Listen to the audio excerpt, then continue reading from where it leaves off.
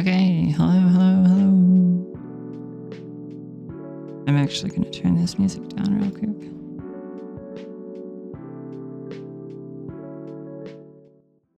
Yeah, I'm going to turn this up. Okay. Hello, friends. Hello. Am I on Twitter? Is this a trick question? Are you trying to trap me into something? Is that what you did? That's not very nice. All right, hello. I have with me Sasha. Right? Yes, we are. I have Sasha and I have... Do you want me to call you Bunny? Do you go by Bunny? You just call me... You can just call me Kaylee. Kaylee, okay. Kaylee and Sasha, hello. Hey. How are you all doing today? Fire from heat. I'm not a chaser. I'm T for T. Same. All right. Pretty good today. Today's one of those no makeup days, but I still feel kind of pretty, I guess. Mm-hmm. That's good. It's always nice to feel good. I've just been lazy as hell today. Oh, based. Yeah, I feel that. Oh.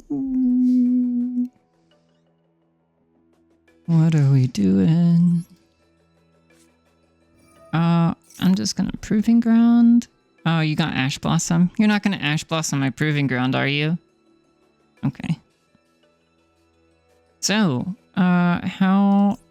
what do you all want to talk about? There's been a lot of stuff going on in the Twitter sphere in the community since I've been gone. Yeah. And back and gone again. Yes. And then back again and then gone again. And now back for how many times? I don't know. But I did get access to my old Twitter account again, so that's nice. Good.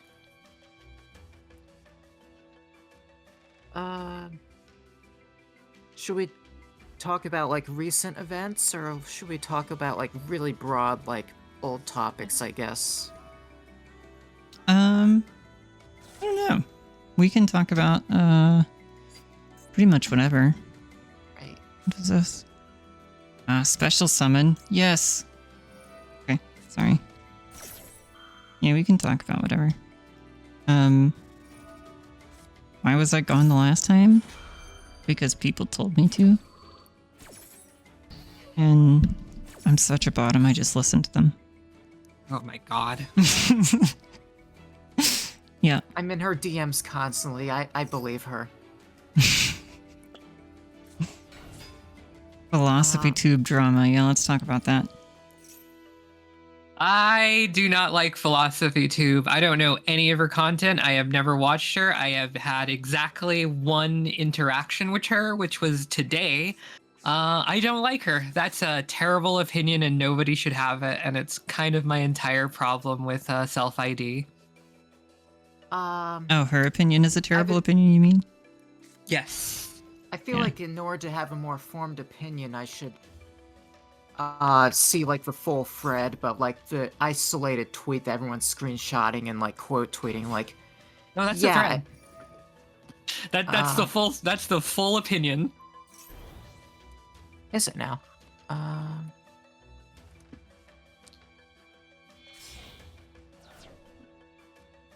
So what I think about didn't she block you? No. Oh, I'm not blocked. She blocked Lexi. Oh. Sag. 6,000 attack points. Okay.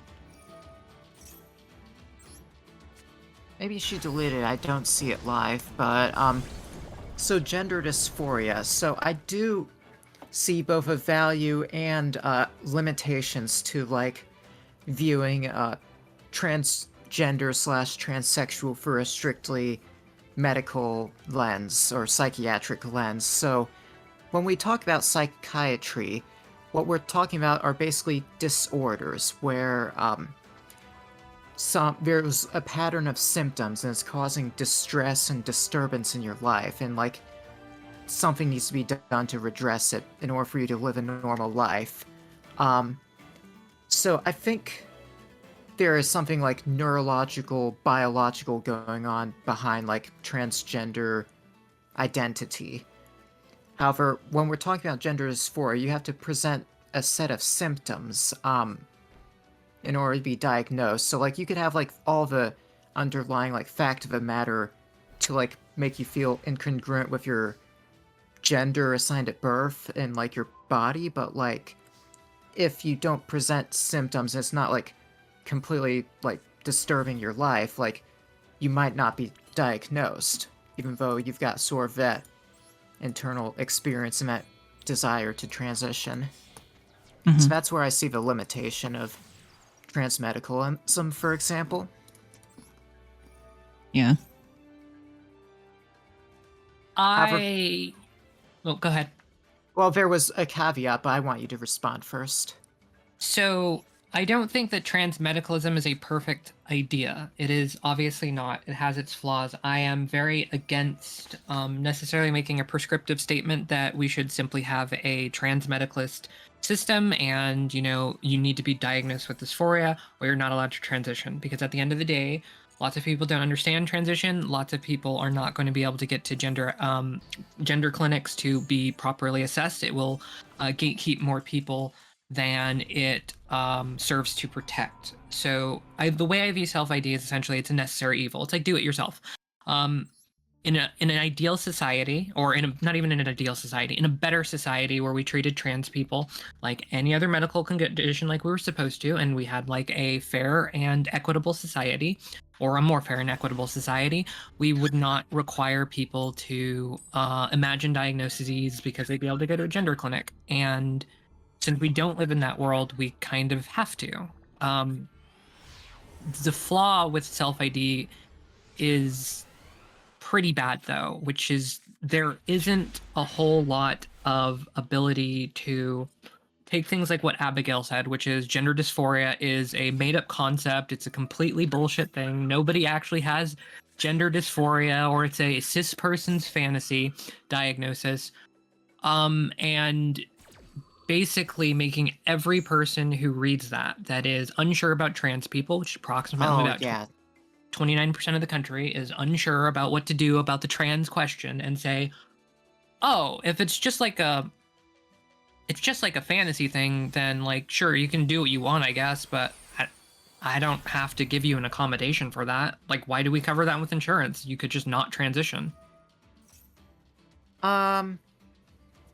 So there, yeah, I try to grapple with things philosophically and morally, sort of independent of optical considerations. But yeah, I think that transmedicalism is probably the easiest way to like sell people on the idea that like trans is real and like these are people who need help and they can be helped to like a broader public. And like usually when people think of transgender or transsexual, like they think of it through a very transmedicalist lens where they imagine someone who's like completely in distress because they feel like they were born in the wrong body and they just have to change their sex characteristics or else like bad shit. Yeah. I'm coming around to that side, actually. I'm starting to think more and more that like that's going to be the way that we win the rights and stuff. Because it's a similar vein to what the gay and lesbian communities did.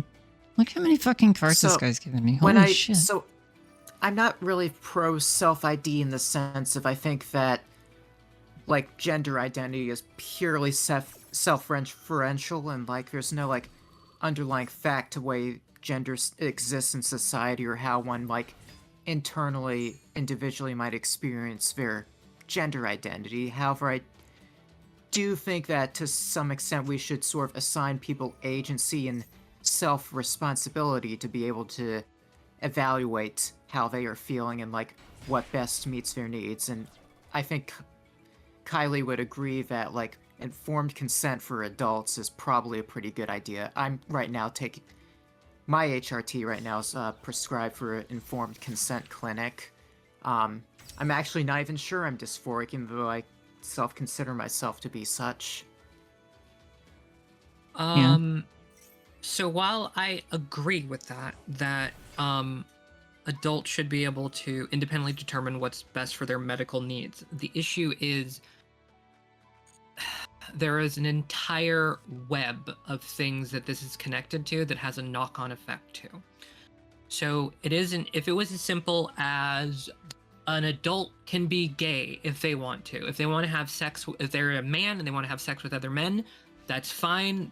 Then you can't object to that just because you are uncomfortable with it. That's fine. That doesn't have any other knock-on effect beyond that specific instance. The issue with trans medical care, though, is there is a lot of things that go into actual things that we have accommodations for that I don't know why isn't brought up a lot. But for instance, like FFS is covered by insurance, and it's a much harder argument to make that we should continue to do so if we're also talking out of both sides of our mouths and saying, well, yeah, we have this medical condition that requires us to do it, but some people don't, and they don't need those things, and they're just as trans as that first group of people, so you need to treat them identically. So then at the end of the day, then, okay, why would you give both people the same medical treatment? Because medical treatments are considered a necessity if only one of them is a necessity.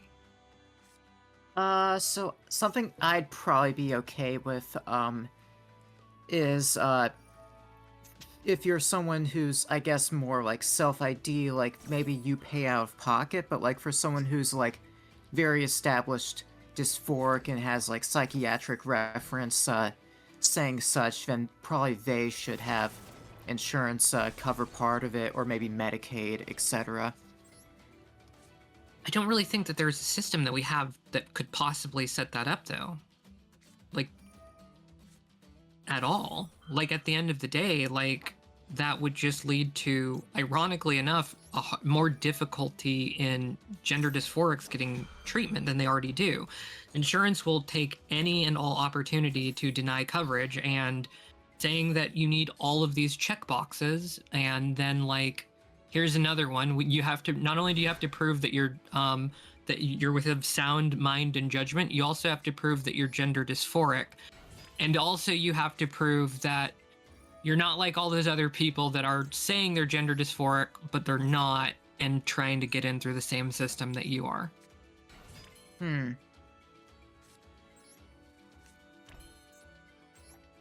Like, at the end of the day, I don't think there is a system that we have in the United States for, like, a two-tiered system like that. Like, I guess the argument you would be making is, okay, well, we should decriminalize, like, taking estrogen and HRT, which, yeah, sure, that's fine. We should definitely, like, you should just be able to, like, order that from somebody if you're an adult. Sure, I could see that argument being made, but, like, this would affect everything. Like, everyone that goes into a doctor to get their meds covered by insurance would have to go under the same sort of umbrella of, you are trans, therefore you suffer from just gender dysphoria, so you get this medicine. Oh wait, you're trans but you don't have gender dysphoria?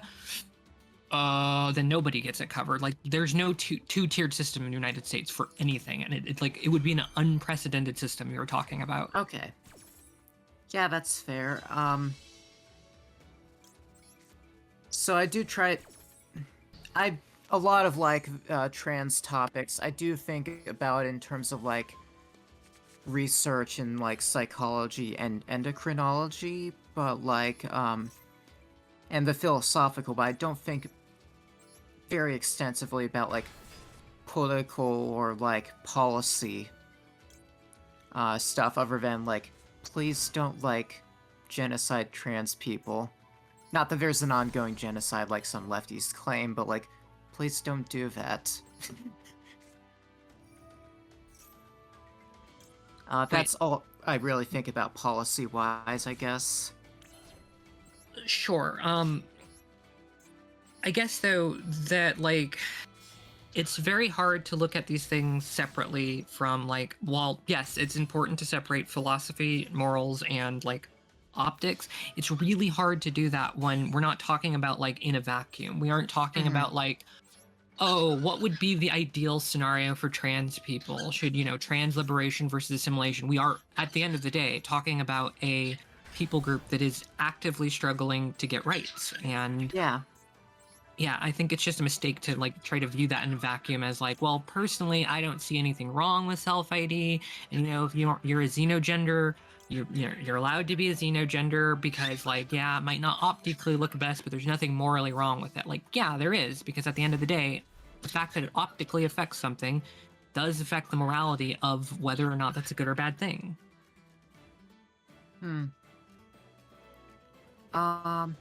Yeah, I think Well, so. I think you're right. I think good and bad are relative. I think generally everybody has the same idea. I would say.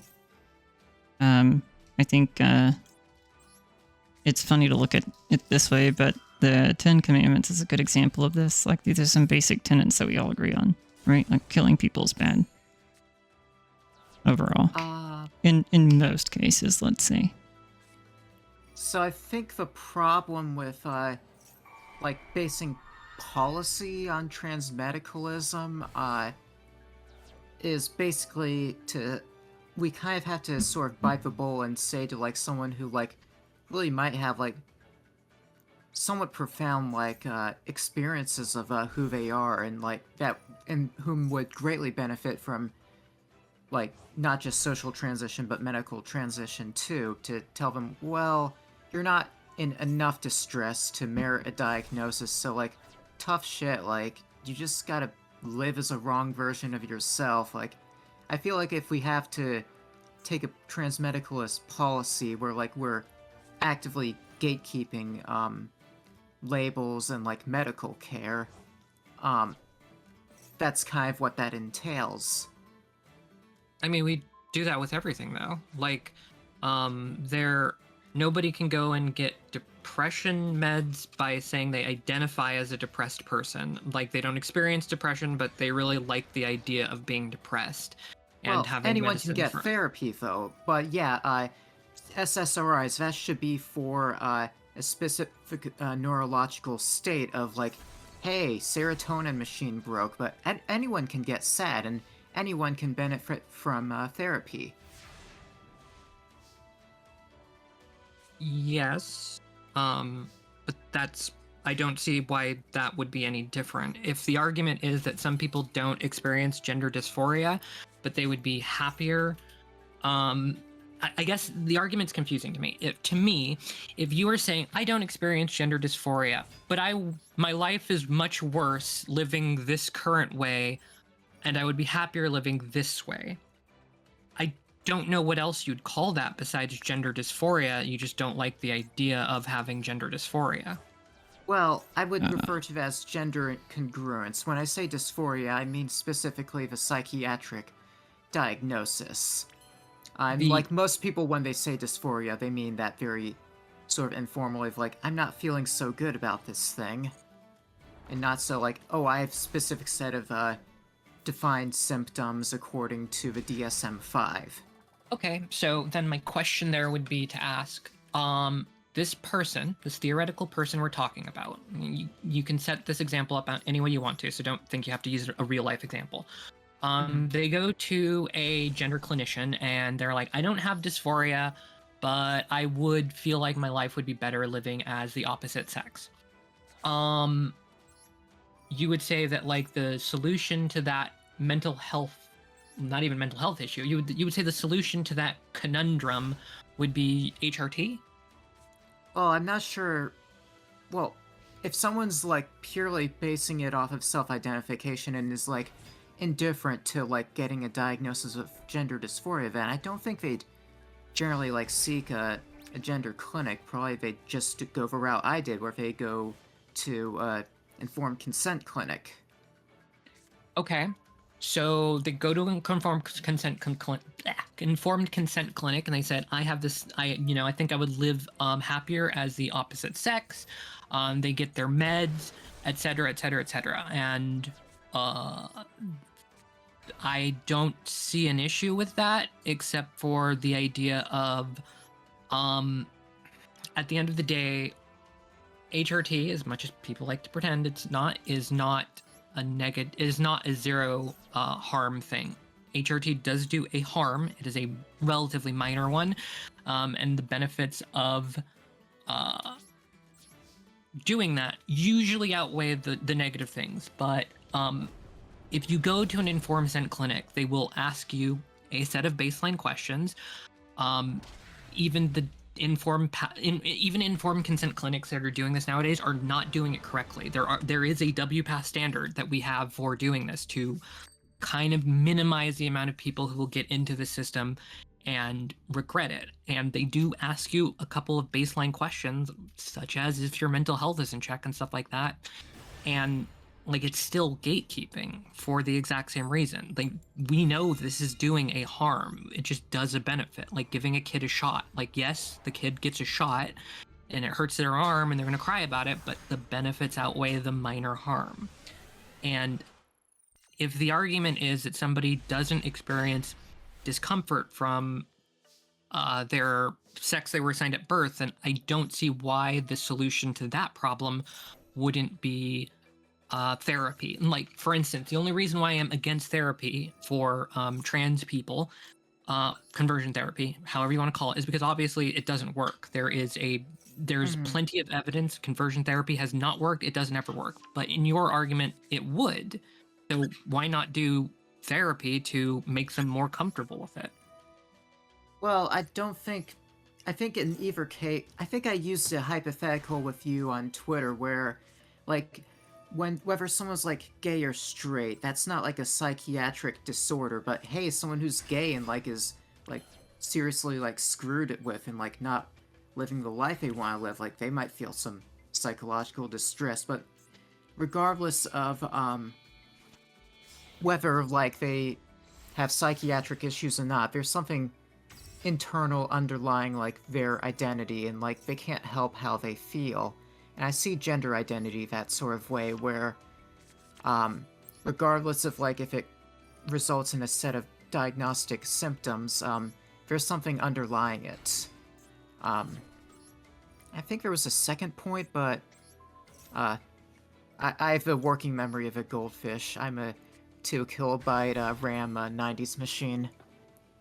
Well, the issue I have with that is like the difference between the example of like that you gave on Twitter of a gay person who could have a set of like, they're very distressed about their homosexuality. It's the reason why homosexuality is technically still in the DSM, because you could have distress about being the fact that you are gay and require medicalization of some kind to deal with that. Is that the other group of people, the gay people, are just like, yeah, I'm just gay. They don't have to go to a clinic to say, give me these drugs so I can have sex with men. And that's essentially what you're saying that trans people who don't meet diagnostic criteria like need to do. Like they still have to go to the same clinic. Their result would still be the same. Like they'd still have to do the same thing. Like I just don't find that a good analogy, I guess. Yeah, so I personally believe that someone could potentially be authentically transgender, purely socially transitioning, and not even necessarily medically transitioning, but I don't really recommend that. I think medical transition aids so much in social transition, but also what surprised me a lot is what, like, when I went for cross-sex hormones, I felt like, yeah, it might make me my emotions a little bit different, like my personality might change a teensy little bit, maybe I'll experience my sex drive differently, but like the mental effects, like even before like I was close to the bio-identical range, like it was profound. Like I've never felt this happy in all of my adult life, and like it felt so incredibly right. And they did ask me those baseline questions at the clinic that you discuss, and I have taken like online tests that indicate some degree of moderate dysphoria. However, what I guess my problem is, I feel like there could be someone who is really not living their like best life and like really would benefit a lot to be able to not just socially transition, but have medical cross-sex hormones to aid that. And if we tell them, like, no, you kind of just have to live as a false version of yourself, tough shit, just because other people are suffering more than you and have more medical necessity, I don't think that's a bull I'm willing to bite. It's not, again, like, it's not necessarily about somebody has a more severe amount of dysphoria than you. It's you don't have this condition. Like, just purely you do not suffer from gender dysphoria. Like, it is not like, sorry, you don't have bottom dysphoria. Sorry, champ, you're gonna have to not be transitioned. It's just like, oh, you don't have any symptoms of gender dysphoria. So yeah, here's a line to a therapist.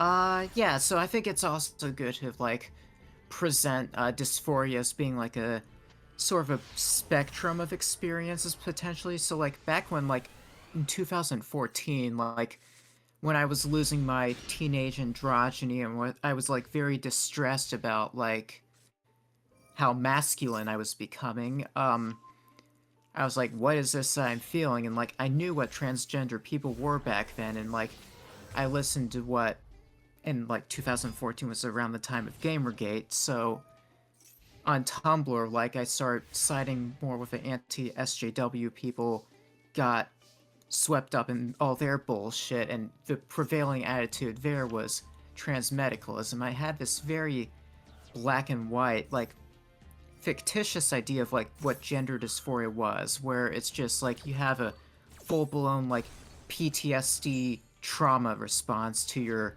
sex characteristics, and, like, if it's not treated, like, right away, you're going to 41. And I realized that that's just not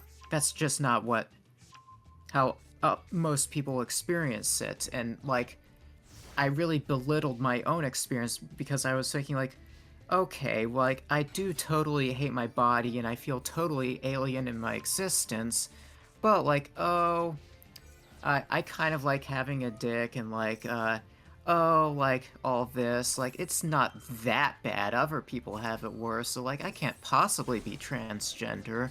And then I repress for many years, and then, like, it hits me at, like, a ton of bricks in 2020. It's like, oh god, I really might, this really might be something. Yeah. And, like, if I don't do something now, like, I'm really going to regret it. I empathize with that because that was pretty much my experience, was that I questioned my identity for a long time, and I knew trans people earlier in my life, but I always thought that, like, oh, I'm not trans enough, you know, I don't have the feelings, I don't have the same, like, whatever this person does, so that means that I can't possibly be. And I just, like, kind of buried that down for a long time until, yeah, it was, 2021? The beginning of 2021? And I was like, yeah, I can't. And I do want to expand, and this might be the point of hang-up, but I don't think that we should say that gender identity is purely self-referential and there's, like, nothing underlying it. I understand that. To try to basically steelman your argument, you're essentially saying that, like, yes, gender incongruence, dysphoria, however you want to call it, transness, let's say, that is something that is innate. You either have it or you don't. There are some amount of people that aren't really trans, but if we just say, yeah, you're not trans, there's going to be a whole lot of people who are going to be negatively affected by that are trans. Yeah, I agree. Right. I think So- the whole thing about, like, the whole thing about it, really, the philosophy tube thing, for me anyway, is just that, like, saying that does invalidate the experience of those who have gender dysphoria and stuff like that. It kind of minimizes the impact that can have on your life. And I don't know, I think it's just a little bit irresponsible to be musing about stuff like that. Yeah, like, anyone who says that this does no harm is is completely lying. Lying is not the wrong. Is being disingenuous. It does do harm. People like Philosophy Tube, this rising narrative that trans is entirely self-referential and it really should be up to a personal liberty thing. Somebody literally I was having a DM with, and they were just like, I just don't understand why you're focused on the medicalization aspect. At the end of the day, adults should have to do what adults like are allowed to do. And it's like, well, yeah, I agree with that. Like the problem is we don't just do that. We're giving accommodations to people.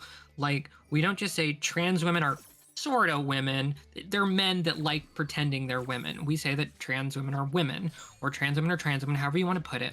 But at the end of the day, we give trans people accommodations. A trans woman is allowed to use the woman's bathroom. If somebody says they are a trans woman and they should be allowed to use the women's restroom, they have never been socially they say they're socially transitioning, they have a full beard, they dress, present, look like a male, and are on no form of HRT whatsoever, they also should be allowed in the women's restroom? In women's prisons, in women's shelters? So I have a very, like, trans-inclusive, like, image of, like, what is a woman, where, like, I don't try to police people's gender presentation too much, and, like, I think there are actually some really, like, gorgeous trans women who have, like, beard shadow and, like, super clocky, but, like, I still see them as women. I think the element we should be focusing on is, like, apparent good faith effort to, like, authentically socially transition and not so much passing, I guess. It's not whether or not by you pass. There's no way to determine somebody is in good faith or not. It's not a possible thing to do when you're talking about something that's self-ID. Like, I cannot know what's in your heart of hearts. I know that there are multiple people I know, some in real life, some online, that are losers, that identify, use the pronouns fag. Oh my god, I can't say that right now. They use the F slur as a pronoun. Is that, like, how do you determine whether or not that's good faith? Generally, it's a very intuitive judgment on if you're trying to read someone's intent, it's highly intuitive, highly heuristic. That's for sure. Well, the problem is it's kind of difficult to say it's highly intuitive and highly heuristic when somebody walks into the bathroom. You're, in my case, a 5'4" woman and a 6.5 foot tall, looks like a male, dressed like a male, has a beard, and walks into the women's restroom or into a shelter you're using or in a prison that you're using. Like, what am I supposed to heuristically do about that?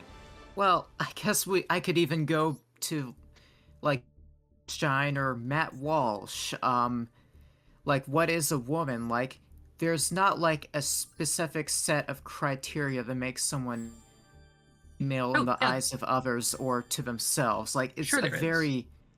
That's Matt Walsh's question. Everybody who gets tied up on that is very stupid. Either you just bite the bullet and say a woman is an adult human, is generally related to an adult human female, or you say we separate gender and sex for a reason, which is a woman is the social and cultural expectations and behaviors around adult human females. Well, I agree that adult human female is a good definition for women if it's trans inclusive. However, like, what makes someone female at, like, a social and personal level? Like, we can't, like, concisely say what that is. Like, there's a ton of, like, criteria that we've been trained all our lives to, like, scan for. I'm sure we can. We make very intuitive snap judgments on what someone's gender is. No. It's way too... Yes, that's gender, though. That snap judgment you make is gender. It's the reason I had an argument with a gender critical about this, and I got them to admit this. Is like, I said, okay, I'll bite the bullet. Women's prisons, that's a completely different topic. Women's sports, completely different topic for a lot of reasons. What about the bathroom? She said, well, those are sex inclusive. Those are sex-specific spaces. And I said, on the bathroom, is there a picture of your chromosomes, or is there a picture of a little person with a dress and a little picture of a person without a dress? That's intuitive. That's you saying, women are like this, men are like this. That is looking at a pizza and saying it might not have the same toppings, it might not have the same exact ingredients as all the pizzas I've ever seen, but very few people look at a hamburger and say, that's a pizza. They look at a pizza and say it's a pizza. Might not have pepperoni on it, might not have cheese on it, but they can look at it and say, that's a pizza. Yeah, so that's what I say But good sex faith. But where, sex like, isn't if- like that. Well, sex is more complicated.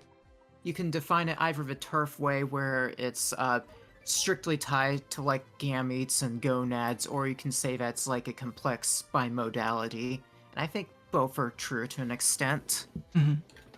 I mean, it's certainly a complex biomodality because there's no other way to square that peg, which is like, okay, some women will be born without ovaries. Do they not count as women because their bodies are not generally formed around the production of gametes?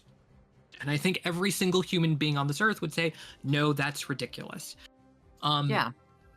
It is a bimodal grouping of sex characteristics. The reason why TERFs are wrong about it is because, ironically enough, they are doing the things that lots of trans rights activists do, which is they attach being a female to this mystical concept that, like, if you were to dig down into a biological female, you would find this crystalline entity of femininity. Like somebody once told me, like, you don't do femininity, you do a crude imitation of it. I'm like, well, no, I was friends with almost all women through my developmental life. I act like, you know, a gay guy in a lot of ways because that's how I was taught to act. Like, women don't have a biological sense to like pink dresses or whatever. They just do because they see their peers doing it. And because they're pressured to do so by society. There are some... I think it's a combination. I think there's an internal experience to your gender, but like society gives you the language to express it and like cultural context to like express how you feel. So although like there's not like a biologic, like your chromosomes don't grow a suit or a tie or a dress, like it's still communicating something that you're feeling. Like, you want to feel pretty and how do you feel pretty? Well, that's what society determines. Okay, but that would seem to me to be, why aren't you okay with being a pretty man? So the explanation I've always been giving is, I think there's somewhere but it's hard to define. I think there's some sort of line between simply having some incidental gender non-conforming tendencies versus your like internal experience like fundamentally just not aligning with like your assigned gender status and or your sex characteristic. I don't think this is very defensible though. So what you're telling me is, my argument is this, and the reason why, like, I do not care if you in your heart of hearts, you know, if I'm talking to a TERF or whatever, think that I am a woman. I can't change your point of view on that. If you think I'm a woman, great. If you think that I am a male with a mental health disorder, I don't care. I just need my mental health disorder treated. And I've told people this often, if there was a pill that would make me a cis person, like I would simply no longer have gender incongruence and my body was immediately medically detransitioned, I would not care. I wouldn't have to suffer from gender dysphoria anymore.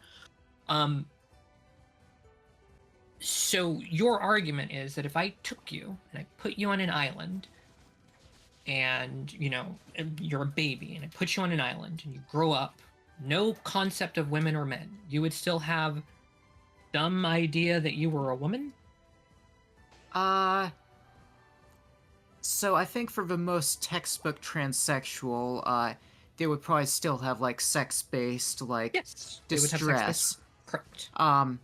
But for like a lot of transgender experience, like it's largely about their personal identity, and that does seem to be at least somewhat informed by like their experiences that pertain to society using others as a reference. Like for me in particular, I actually can't say especially since I'm not like bottom dysphoric or like, I actually was very like one of my anxieties about medically transitioning was I wasn't sure that like breasts would like make my dysphoria worse. Like I thought like I just want androgyny. Like if I have like big titties, I'll just make my dysphoria worse. But then as it started happening, I was like, no, this is actually pretty good. Like, it's hard to say, for sure. Like, I can try and introspect on myself all I want, or I contemplate everything very extensively, but when we talk about these radical hypotheticals, it's hard to say what's just innate to me versus what's like contextual to the society I live in.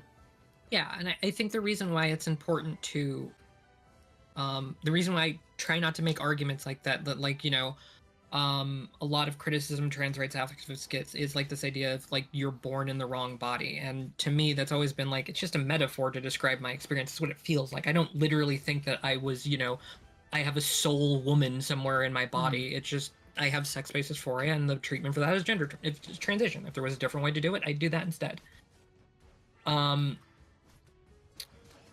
So at the end of the day, that's kind of what it is. Like, we can't sit there and say, well, you know, I don't really know how people would identify in an absolute vacuum, but it definitely is an innate, gender is definitely gender sense or whatever is an innate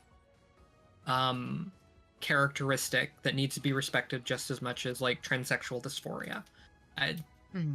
That logic cannot follow. If you cannot describe even yourself in that kind of scenario and you have no idea how you would react, I mean, I agree, that's fair to say you have no idea how you'd react. None of us do. Anyone who says that, oh yes, I'd certainly still view myself as a woman, is just lying, because there's no way to know. But we can't make prescriptions and say that, and therefore we should respect this because we also don't know. We can't use that as an example. If we don't know, then we don't know. I think.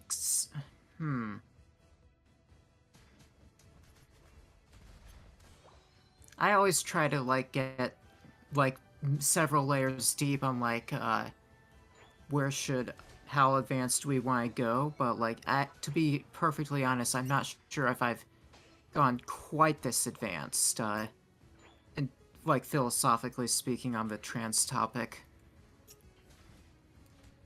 To me, it's not really a philosophical question. It's more about like a lot of lefties get stuck on this idea that like, especially particularly anarchists, where they're very good at criticizing society, and then you'll ask who built road, and they'll have the exact same dumb look on their face that like libertarians do. I don't know, somebody, people who build roads, I don't know, like you're basically trying to build a school on Mars without ever having gone to Mars, having no plan to go to Mars, no idea how to colonize Mars, no idea why you'd need a school on Mars.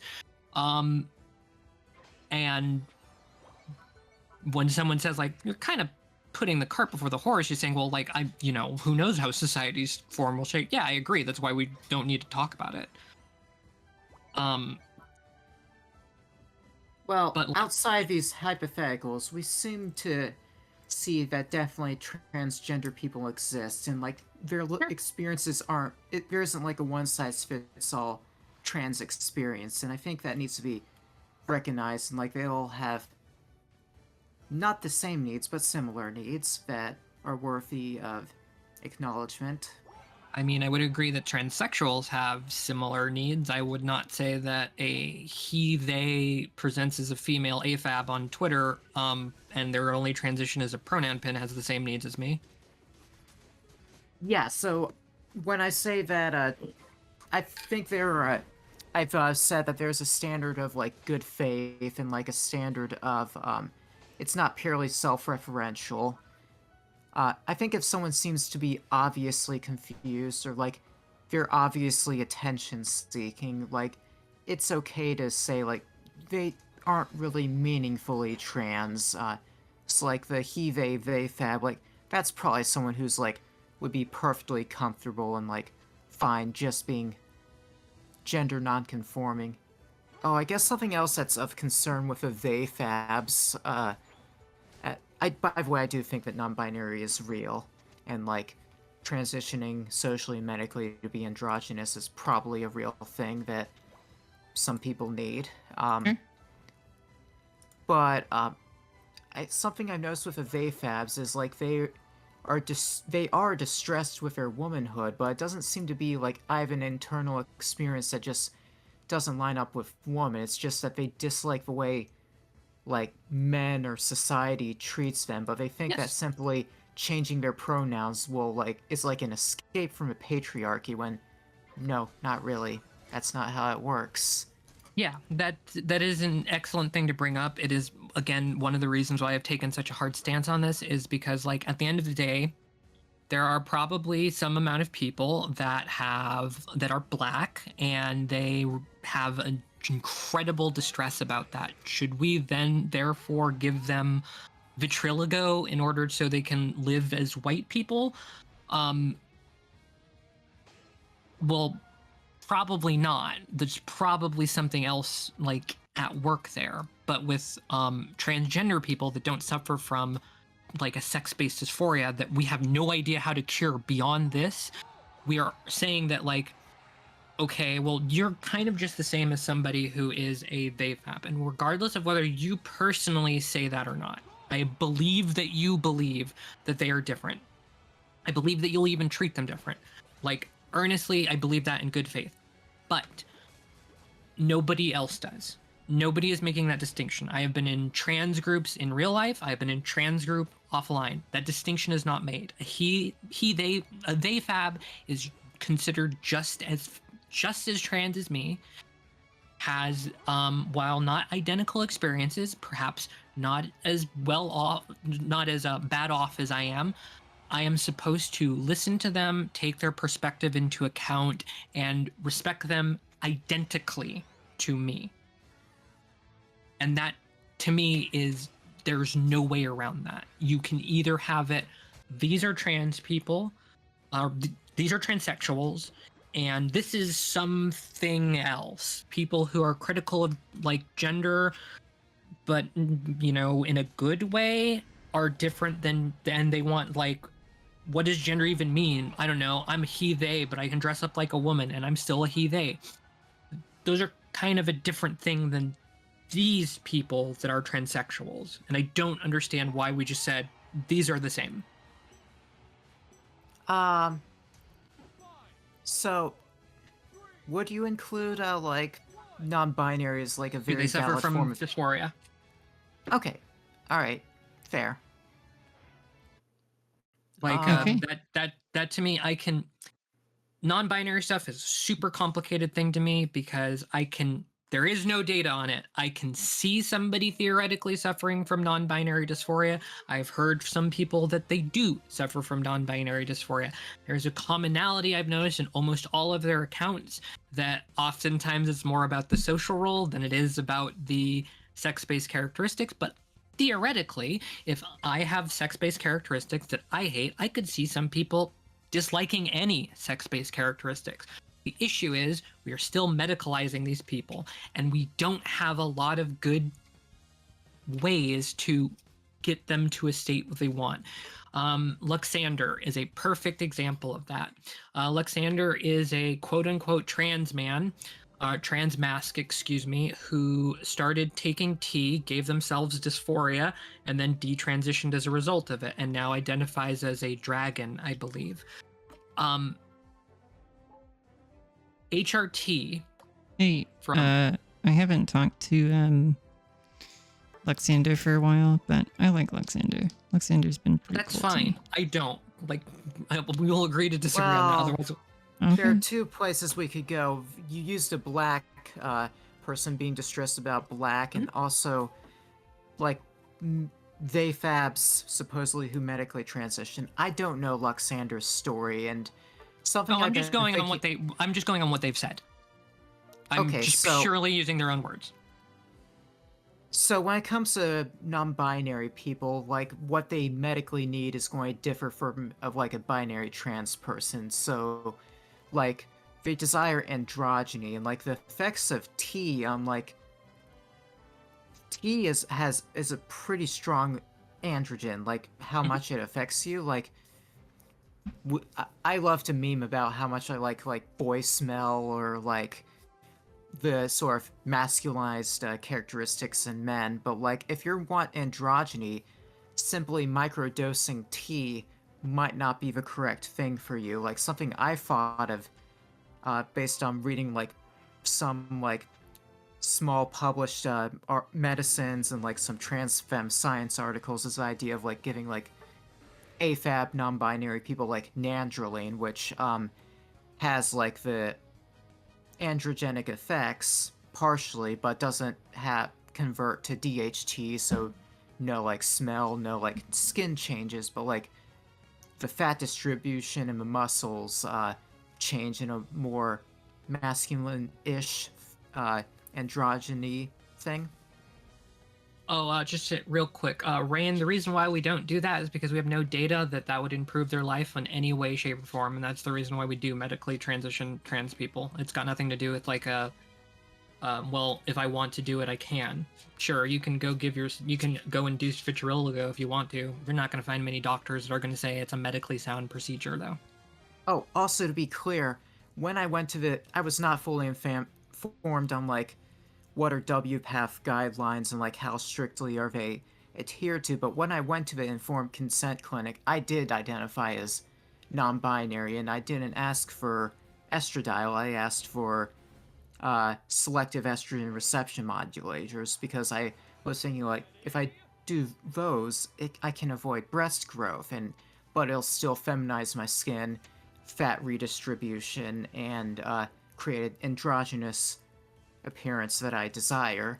But then that's when I was told, and like the nurse practitioner there was like, we actually don't know anything about that. Yeah, that's basically my point, is that it's you are in completely uncharted waters there, saying that like, oh, non-binary people are valid. I can agree that there's theoretically non-binary dysphoria. It's an unfortunate thing that medical science is simply not at the point where we know what the fuck that even is. Your body craves homeostasis.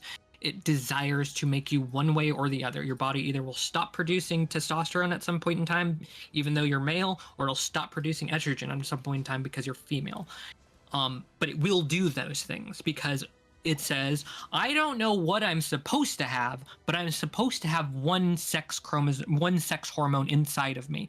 Don't care what it is, but it needs to be there or our bones turn into chalk.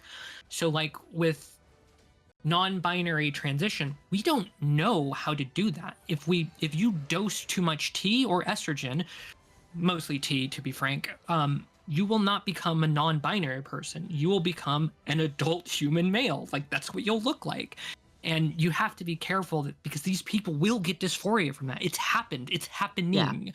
Like that's bad. Like I would not wish dysphoria on my worst enemy. Like it's terrible. Yeah. Like, and so we have to be careful about stuff like that.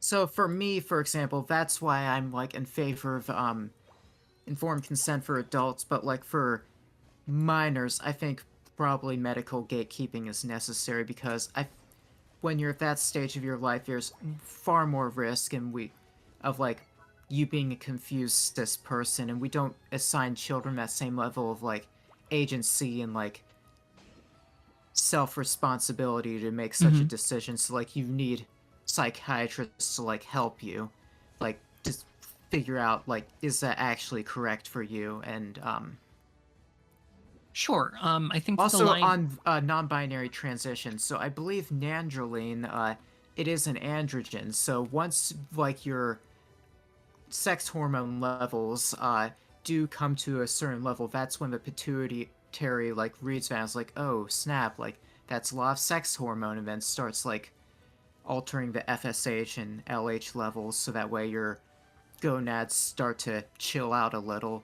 Now for SERMs, however, that's not the case. Although it does create estrogenic activity, it does not lower your T. So you do have to pair it with a blocker in order for it to work correctly. Right. I'm just saying that like the end results of that are completely unknown. We just do have literally no data on it. I'm not saying it's not valid. I'm just stating that you have to be extremely careful with that because of the end of the day, the risk of creating gender dysphoria from a transition is not zero.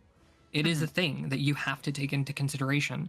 And considering how quickly the medical community responded to, holy shit, there is an entire group of people out there that are have a 41% attempt rate. We have to stop this. This is horrifying. We have to prevent this from happening. The same is true for being careful about not inducing that condition. Yeah, so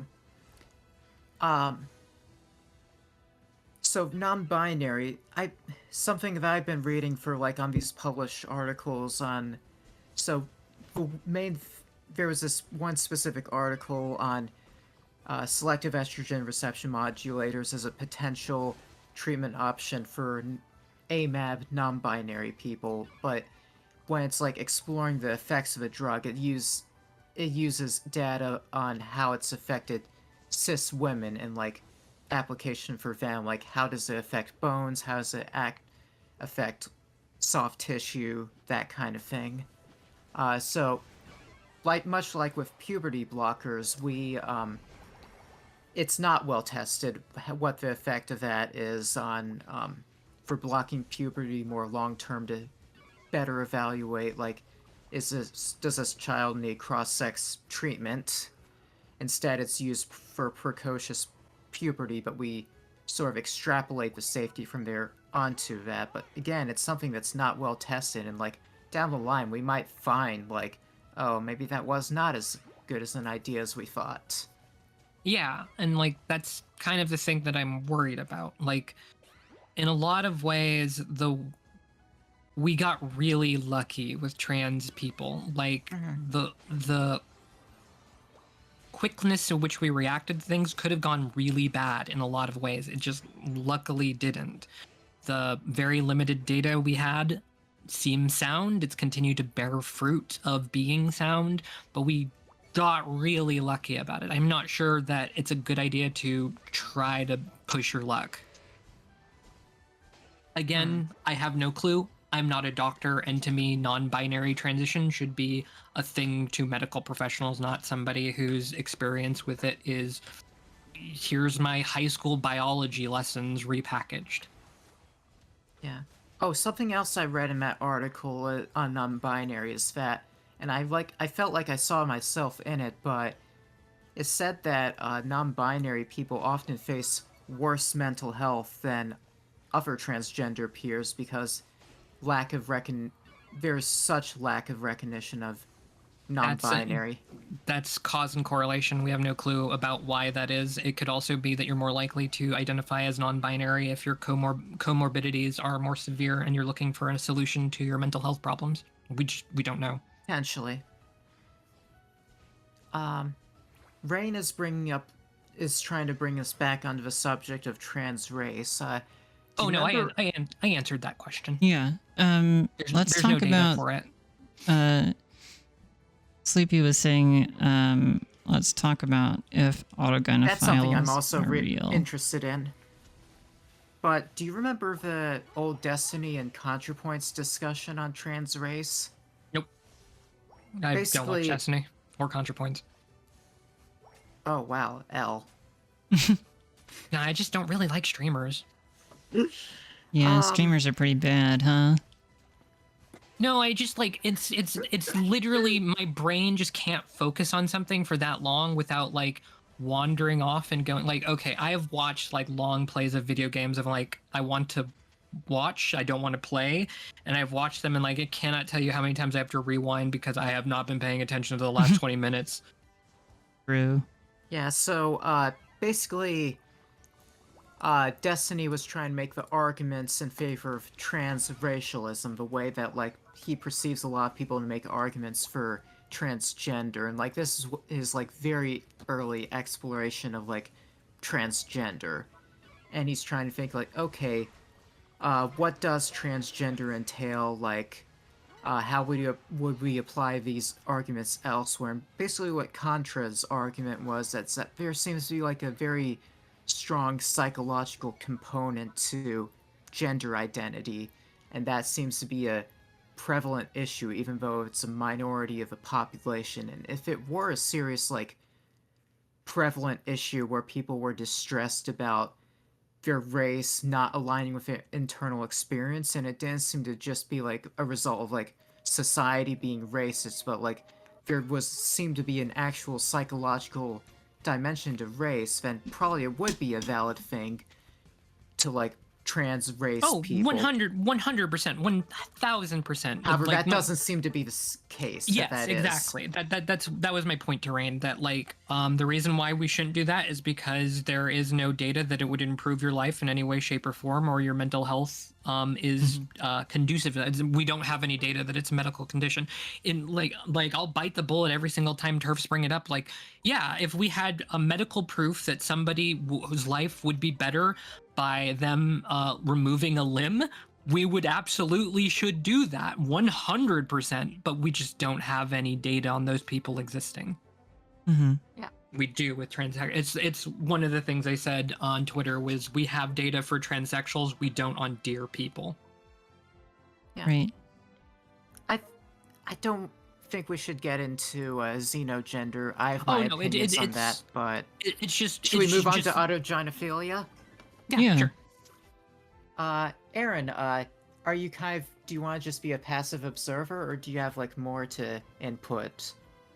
Well, I mean, I think a lot of what we've talked about already is pretty true. I think that ultimately it's going to come down to the data that we have, and I think that right now it shows that the data is there to support gender dysphoria as being a medical condition, and that we should treat it as such. And if we do that, I feel like we will have a much easier time with getting the rights that we need as far as access to life-saving hormone therapy and, being able to change your name and stuff like that.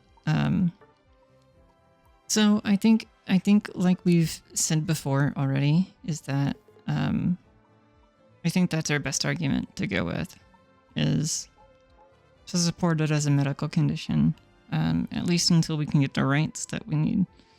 Now, if, 20, 30 years down the road, we, are able to get our rights and stuff like that, that'll be a different story. We can look at, I don't know, making it something that's like super accessible, that all you need is just to be able to say that you're this thing and that be it. I think exceptions need to be made for people that have difficulty accessing hormone therapy, people early on in their transition that haven't seen a doctor yet. And I think that's where most of the argument for that self-ID thing is that it mainly caters to people who are just beginning their transition or are questioning their gender. And I think there just needs to be a little bit more empathy with all around. So what I basically hear from that is you are completely 100% sold on being true scum, and I have failed you, Aaron. Scum. Well, no, I think my position is relatively reasonable. I know, I'm teasing you. Yeah, I know. Trust scum is I have no idea why we conceded that argument, because in retrospect, it was a terrible argument to ever concede. What? The idea that trans can be whatever you want it to, as opposed to it being very focused on gender dysphoria. And there's a big rubber banding effect with a lot of trans medicalists being like, nope, fuck this. This is exactly what it is. Go. Oh, also, babe, yeah, you're the only good streamer out there. Don't worry about it, boo. Oh god, I died. Anyone want to start on autogynephilia, or should I? Go for it. Yeah. I think it's probably true to an extent. I don't think that Blanchard's I haven't read it in depth, and I'm not a researcher myself, but I don't think his research can like conclusively say what is the psychological underpinning to gender dysphoria. So I don't think necessarily that like people who present clinically the way that he would type as a autogynephilic necessarily have their entire gender identity informed by some like erotic target location error, and it's just their wires getting crossed with their sexuality in a way that can't really be helped. But I do think that to some extent, like, yes, there's a very sexual component to like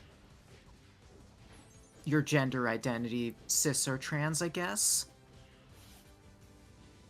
Yeah. Go ahead. I'm trying to think how I want to expand on that. I mean, I feel like autogynephilia is like, if you were to look at it as a sexual fetish, it's like one of the more tame sexual fetishes that exist. Oh my god, this fucking idiot. Yeah, I feel that I feel like the resistance to autogynephilia as a thing is more from people being self-conscious about the idea that, like, Blanchard himself doesn't describe it as a fetish. It's a sexuality. You probably wouldn't say a gay guy had a fetish for men. Mm-hmm. You'd say he has a sexual interest in men. And that's kind of the same thing that the Blanchard idea of autogynephilia is. Like, you have your sexuality is AGP or whatever. It's not that you're a disgusting pervert. It's just that you have this as sexuality, and this caused you to require transition. Blanchard himself is never going to tell you that his data is completely flawless and foolproof. The only argument he would make, and I think it's a good one, that this points to something. This has been continuing to point at something when its studies have been repeated. It should be expounded upon, and I think that that's a fair assessment of like the what's it called, the two-modal system. Bimodal? Yeah. So when it comes to his typology, the homosexual versus autogynephilic transsexuals.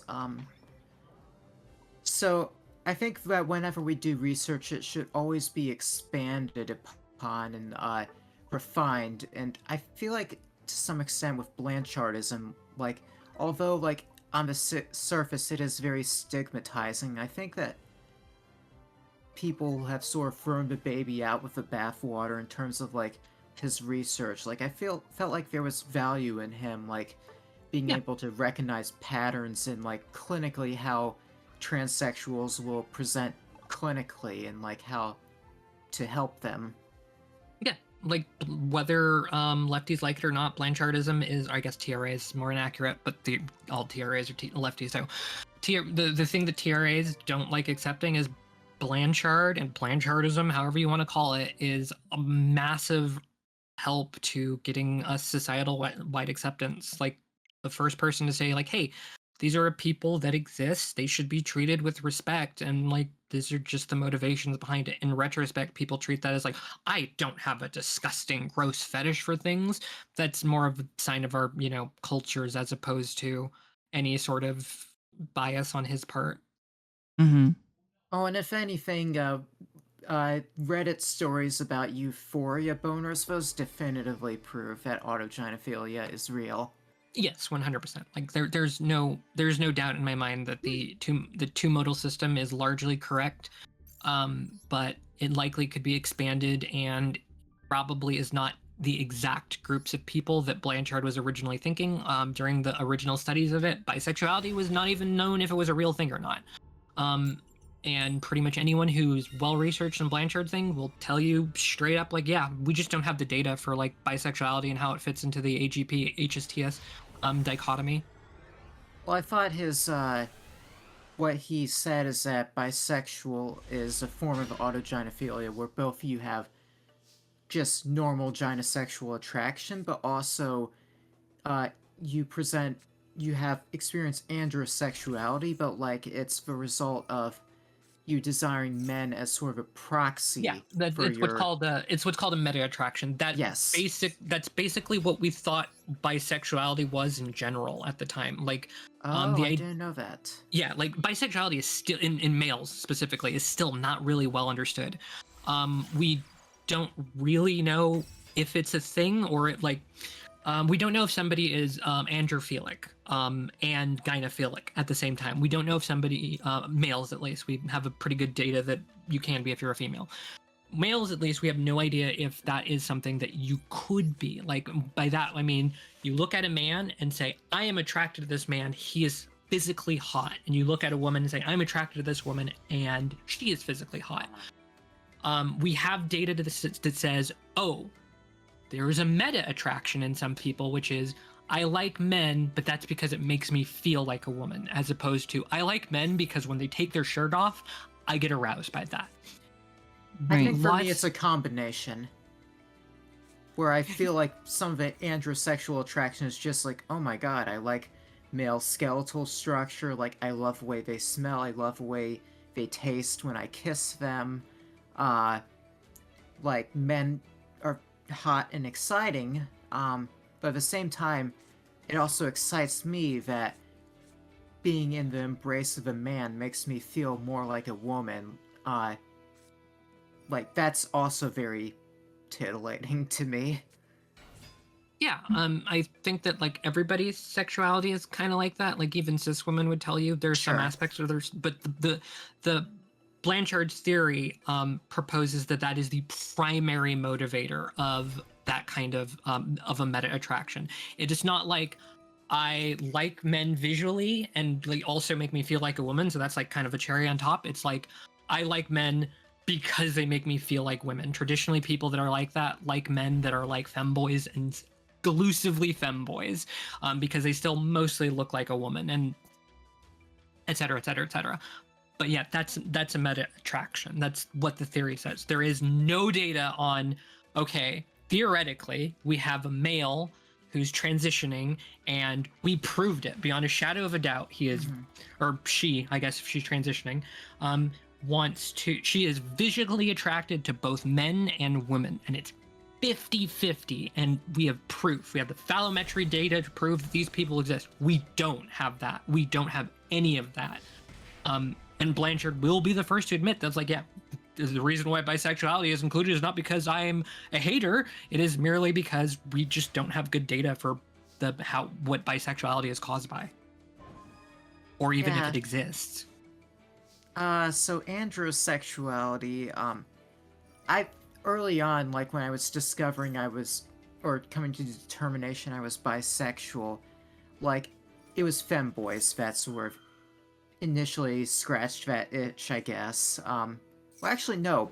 Back around 2018, I found femboys and found them hot, and I was like, well, still think that's probably a gynosexual form of attraction. Like, my lizard brain is reading femaleness, even though intellectually I understand that, like, this is a man, but then I realized over time, like, no, I kind of really like dick.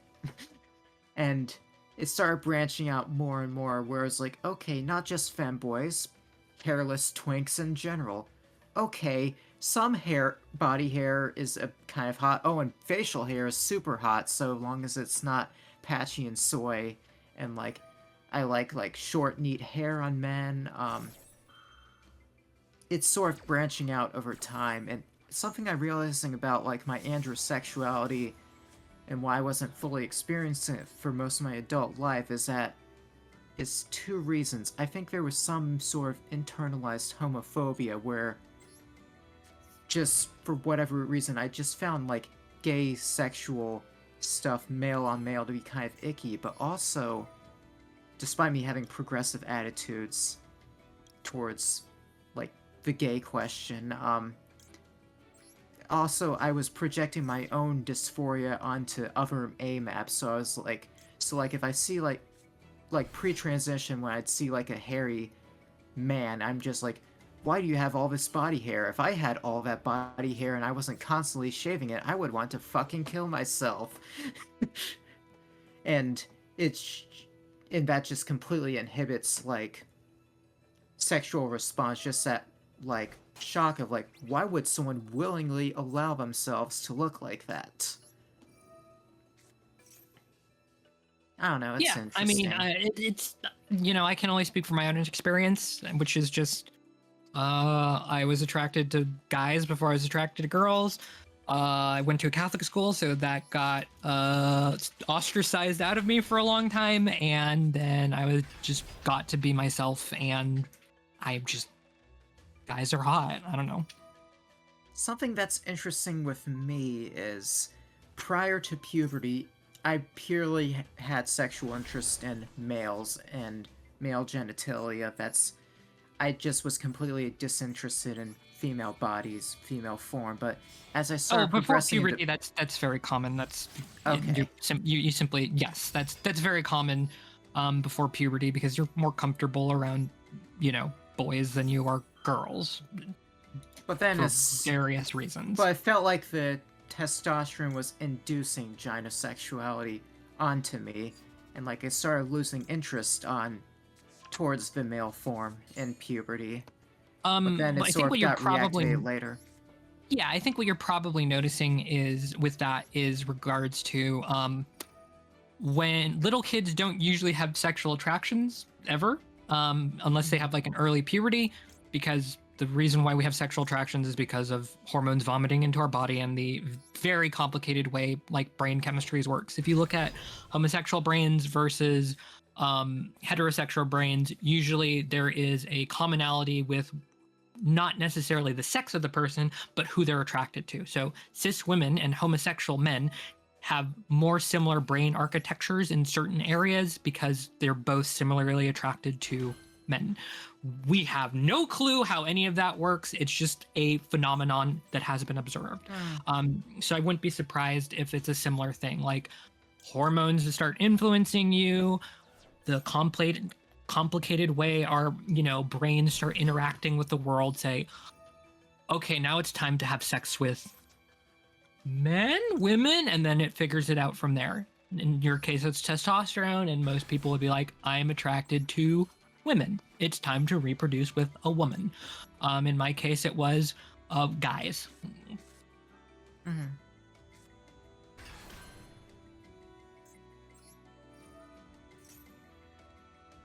But like that being said, I don't think that there's anything wrong with that. Even if you, let's say that, like, you know, I was a psychic and I could look into your mind and I could tell you you're not actually attracted to men.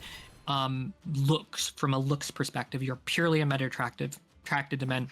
Oh well, that means nothing. You should still be allowed to transition, and your gender identity should be respected because you have dysphoria related to it. Yeah, so some people who misunderstand Blanchardism, I remember Demon Mama did this one time where she claimed that Blanchardism says that there are two types and that like all autogynophiles are transvestites and the HSTSs are the true trans, when that's not what it was. Yeah, no, not at all. Blanchard was one of the first people to propose that trans people were not just transvestites. That's like, yeah, that's just blatantly false. Okay. Like, there are still the only transvestites that can exist are people who would be AGP, but there is a massive difference between people that say, I have gender dysphoria, and then when I jerk off to picturing myself as a woman, it goes away. Those are transvestites. If you're like, when I present as a woman, I don't feel dysphoric, regardless of whether or not you're sexually attracted to it, you're a transsexual, according to like Blanchard. Oh, so transvestite, it's not so much a... So would a transvestite, according to his research, actually benefit from like cross-sex transition? I believe there is expounding. I forget who has that 6-tiered system. That's not a 2-tiered system like Blanchard's is. In it, it depends on the type of transvestite you're dealing with. Very few of them will benefit from transition. Some of them will. All I can say is that if you're trying to transition to jerk off, like, that's probably a bad idea, because yeah, that's the reason why it doesn't work. In my case, like, my sexuality is like heavily reduced. Mm-hmm. And like jerking off can it be a challenge sometimes. That's true. That's a fucking true. Yeah, like there is, like, for instance, a type of people could be one of the things that was observed is, like, in standard Blanchardism, is if you someone who wears female clothing gets aroused to it, and then slowly starts getting dysphoric because of that, and eventually requires transitioning, like a late transitioner, they should still be allowed to transition. Everyone who needs to transition, according to Blanchard, should to transition. It's not a case. It is like anyone who says otherwise, that Blanchard says, like, I want to create these two groups of trannies and these are the hot ones and these are not, like, Blanchard was a gay man. Like, that's just not true. Like, it's just people projecting their insecurities onto Blanchard's research. Blanchard was a extremely good trans ally, not just for the time, but even for the modern day. Okay. Like you have no idea how many TERFs have invited Blanchard to go speak at their conference to be like, okay, now tell us about those disgusting AGPs. And he's like, they should be allowed to transition, and you are just biased against them. You don't understand a word I've ever said, and they get mad at him for that. Like, Blanchard is on AGP's and HSTS's side. Blanchard said that so long as it's not confounding with another mental disorder, that both HSTS and AGP should have access to. And I think that we could all agree that if somebody's transition would worsen their suicidality, we shouldn't let them transition. So something I do bite the bullet on when it comes to adults transitioning and like informed consent, I do think that it's your responsibility as an adult to be able to self-evaluate like what is correct for you and like understand reasonably what are the risks. Absolutely not. No. Nope. We don't do that with anything else. There is a good argument to be made about how much gatekeeping should be done versus how much harm you could be do is wrong, but you are not capable of self-diagnosing yourself. Nobody is. Like, even that Blanchard test is not expected you to be able to appropriately diagnose if you're AGP or HSTS. You have to go to someone else to do that. Even a doctor has to go to a doctor to fix their problems, and not themselves. You are terrible. Everyone on this earth is terrible at self-diagnosing themselves. That being said, I don't think it needs to be like an exhaustive criteria of this is where we sort of separate. Like, I do think that dysphoria is like is a real like distressing feeling, but I don't completely. I do somewhat disaggregate. Well, not disaggregate. What's the word I'm looking for? I don't define transness based on dysphoria. I feel like there's some experience to gender identity, and it's like up to you to sort of self-evaluate. Oh, like, sure. I'm just saying that how to best identify it. I just mean specifically the medical aspect of it. Like, whether or not you're trans or not, that's up to you, baby. But what you were saying is an adult should be able to reasonably determine whether or not this medical transition will benefit them. Then you're talking about medicalization, and then that's where I'm saying, no, we don't do that with medicine. So you think that for someone who's like not dysphoric, like they should like socially transition but not medically transition? I think that part's completely up to them. I think medically transitioning, informed consent is good, but I think we should follow the WPATH standards, and clinicians are simply not following WPATH standards for it. Okay. So there's some criteria to reduce. So I think I'm understanding your point. So there should be some degree of criteria to prevent regret, but it's not so stringent that you completely only gatekeep like the most true dysphoric people. Yes. Okay. I think I understand that. I think it's the harm is relatively minor. I think that most people who would start regretting it would start getting like literally start inducing dysphoria in themselves based on like their boobs starting to come in, and then they'd be like, get off of it, and then you're pretty much fine. But there are two sexes that exist, and people who are AFAB, like Izzy's been in transition for like less than a year, and the changes come on fast on testosterone. Mm-hmm. I mean, you could think you have dysphoria, etc., but end up just walking out with Thorazine because you have BDD like Juno. Who's Juno? Yeah. What's Thorazine? Thorazine is an antipsychotic. Is that a reference to a movie? Maybe No, Juno? it's a trans Twitter thing. Okay. Okay. But yeah, the thing is, like, the risk of this is not just like regret from HRT, as Sleeper brings up. Like, you could also be like, I think I'm gender dysphoric. I go into a clinic, I get my HRT. 5 years down the line, I look like a woman. I also just killed myself because of an underlying mental illness that never was treated. That's the risk as well. We have to make sure that the HRT is treating the problem of gender dysphoria as opposed to it's masking another mental illness, which is the reason for the WPATH guidelines. Oh yeah, I think that okay. You know what? I think that actually you've got me swayed because I was willing to like bite the bullet on like my position on informed consent, but if we're not going to gatekeep specifically on dysphoria, but instead gatekeep just like make sure you're not like well, actually, I am okay with like gatekeeping on just like you're not a crazy person who's completely lost and like you are reasonably able to consent to care. Yeah, like that's basically what I would say. It just needs to be done with it with adults. At least kids are obviously a much different conversation. But it just needs to be like, let's make sure this isn't masking an underlying illness. Once we do that, here's your HRT. Okay. Because like, especially with like, I've talked to so many AFABs about this and they're like, I have gender dysphoria. And I'm like, oh, okay. So what's your gender dysphoria like? It's like, I'll look at my boobs and I'll become so hyper focused on my boobs and all their imperfections. I'm like, that's not dysphoria.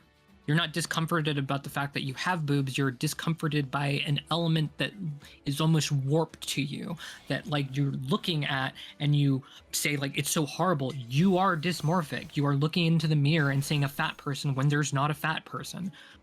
That's a problem. It will not be fixed. As my FFS surgeon say, I can fix your face if that makes you feel better. I can't fix your brain. I'm someone who's seeking FFS myself, but something I wanted to try to be careful about is being able to disaggregate, like, what is, like, biological in terms of female this versus simply Western prescriptive beauty standards. Yeah, 100%. Like, it's a very important thing to diagnose because if it's BDD, it doesn't matter how many times you get a nose job, you're not going to be comfortable with your nose. Because the underlying issue with that is not your nose, it is how you view your nose. That's the reason why we separate dysphoria and dysmorphia, is because dysphoria, at the end of the day, is discomfort over something that's real. I am not discomforted over the fact that I think I have a penis, or I think I have a vagina. God. I'm merely discomforted over the fact that I have a penis. No one in my family seems to understand that. Like, when I try to explain why these things are distressed over me, they're like, oh, well, I hear about, like, these body dysmorphic people, and, like, they get all these surgeries, and it doesn't help them one bit. I'm like, well, that's because what they're feeling is irrational, not rooted in reality. Please stop conflating dysmorphia with dysphoria, please. Yeah, it's a common sense thing. Like, a lot of people who are ignorant of things, like, you know, no one's immune to the Dunning-Kruger effect, likes to say like, well, this kind of like intuitively makes sense. Like, you think you're a woman and you're obviously not. So like, it's the same thing. Like, it's the same exact thing. Why are we treating it like that? And it's like, well, because I don't think I'm a woman. It's, I have a dick. I don't like the fact I have a dick. It makes me want to die. And that's the reason why I need medical transition. Like, these characteristics of myself exist. I am aware that I am a biological male. There's no ifs, ands, or buts about that. And that causes me distress. If I didn't feel that distress, like if somebody said, oh yeah, take this pill, no more dysphoria, I'm done, no more transition for me. I don't really see myself as biologically male. I just see myself as myself. But while I recognize I share my reproductive characteristics with men instead of with women, I see myself as my own person with a lot of these female characteristics. I don't see myself as like a male or a female. I just see myself as a person. Male is a component of my existence, just like being a trans woman is a component of my existence. But it's not just, I am not just like personified male in some turfy spiritual way. It's just that's just merely a component of my biology. It is male. It would be no different than a cis woman saying a component of my biology is I've had a hysterectomy. Like, it's just a component of it. Oh yeah, that's true. And like the BDD thing is like so important to like control for. Like, I did have permission to tell the story. Like, Lexi went into an FFS surgeon, same one I went to, and she was basically told, like, yeah, a lot of these things that you're experiencing are not sexual dysphoric characteristics. You're experiencing body dysmorphic disorder because, like, a lot of your components, due to the fact that she's intersex, a lot of them are completely in line with cis women. But you're noticing something that isn't there. And if we try to fix that, nothing's going to happen. You're going to go through a risky surgery for no reason.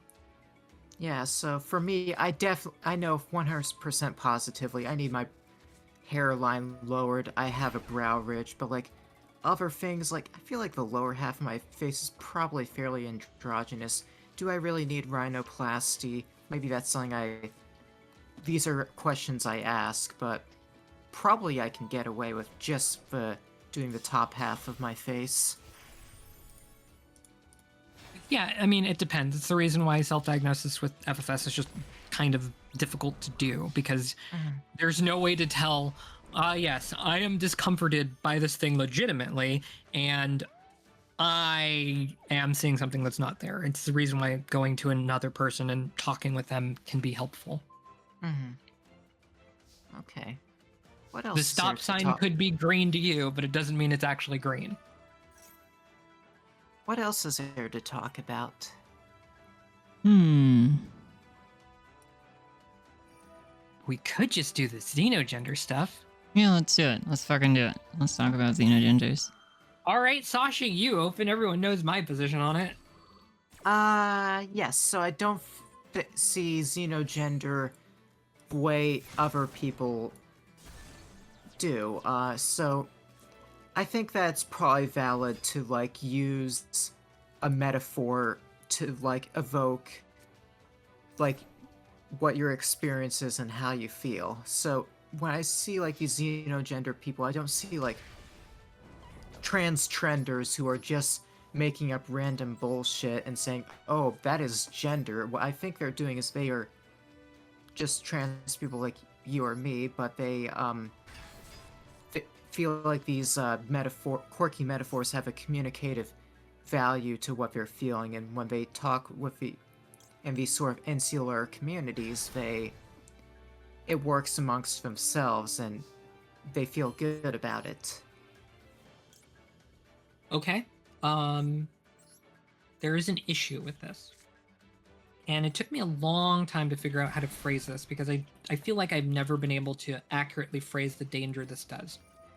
Unlimited self-validation, or unlimited validation, is a bad thing. But you can probably think that intuitively, and there's probably a part of you that heard that and is like, well, yeah, obviously, no duh.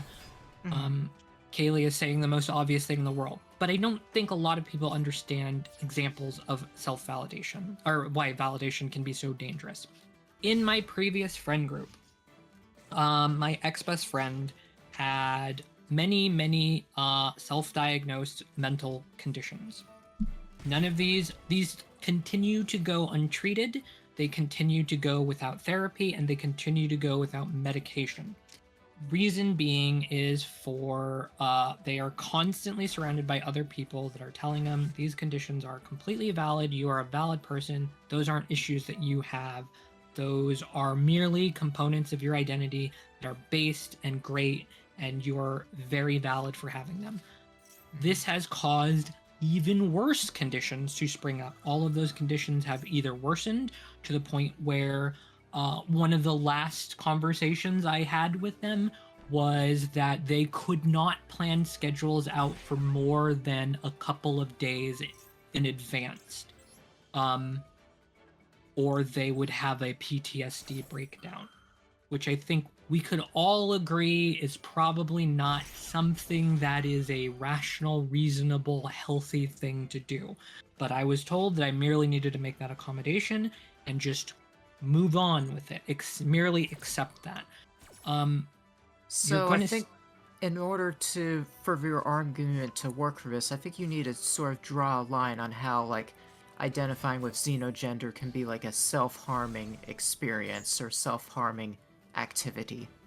So my argument would be, if the argument is that xenogender people are just like trans people, that self-ID, that people should be allowed to identify however they want, why is what I just said not considered completely valid? Sorry, what's the question? Something I will push back on so with the self-ID perspective is that I do know some overlap between, like, the sort of gender abolitionist school of thought and, like, xenogenders. So the idea of, like, just any random XD person can be like, oh, whatever, I identify as an attack helicopter just for the hell of it. I don't really have any, like, incongruence with, like, my assigned gender birth, but I'll just try on a label just for the fuck of it. Like, I don't think that's probably a good thing. Yeah, I agree, but there's no way to determine who is doing that. Like, there is literally no... If you say that you're not allowed to... I mean, you're being the identity police there. If you're saying people are not allowed to be an identity police, then you can identify as you are a white person, you want to identify as a black person and go on an NAACP scholarship, guess you get that. What was your question? Wait, which one? Oh, okay. So why wouldn't that kind of that learned helplessness, is that, would we both agree that that is a bad thing? Learned helplessness is a bad thing? Yes. Why? Well, because it teaches people that at a point you just have to give in and there's nothing you can do to improve your situation. So you would say that just because other people around you are telling you that thing is valuable and that thing is valid, there is some sort of harm being done, even though their little insular group says everything is good. You lost me again. Okay, so I'm not saying... I guess, what I am saying is that... when I say insular groups, I'm not saying, like, they're trying to do something, like, that's ultra deviant, in terms of, like, it's completely, like, spitting on, like, human decency. I mean that they're insular in the sense of that they're quirky, and, like, what they say is, it might be confusing to outsiders, but, like, it makes sense to them. So what? Within their own cultural context. Okay. Second fundamental issue with that. If I started talking to you in Latin right now, would you know what the fuck I was talking about? No. And how I'd answer that with, like, the xenogender question is, like, although it's, like, good to, like, use these identities within your insular group, you do have to, like, reasonably understand that like, outsiders, that is a fairly confusing form of expression. You should try to, like, map yourself, in addition to, like, the xenogender metaphor, also use, like, broad universal gender concepts. So, what if they tell you, I don't care, I don't want to? Yeah, I think that is somewhat unreasonable on their end, that, like, they would just hand-wave anyone as a transphobe who doesn't, like, understand their xenogender label. Congratulations, you have just differentiated a fundamental difference between transgender people and xenogender people. You would never say that same thing to a trans woman. Well, no, so I think that xenogender is a form of expressing your transness. Like, I'm not saying they shouldn't be trans, I'm simply saying that... Is being like, trans merely in a way of expressing your femininity? You're not really a woman, you're a metaphor for a woman?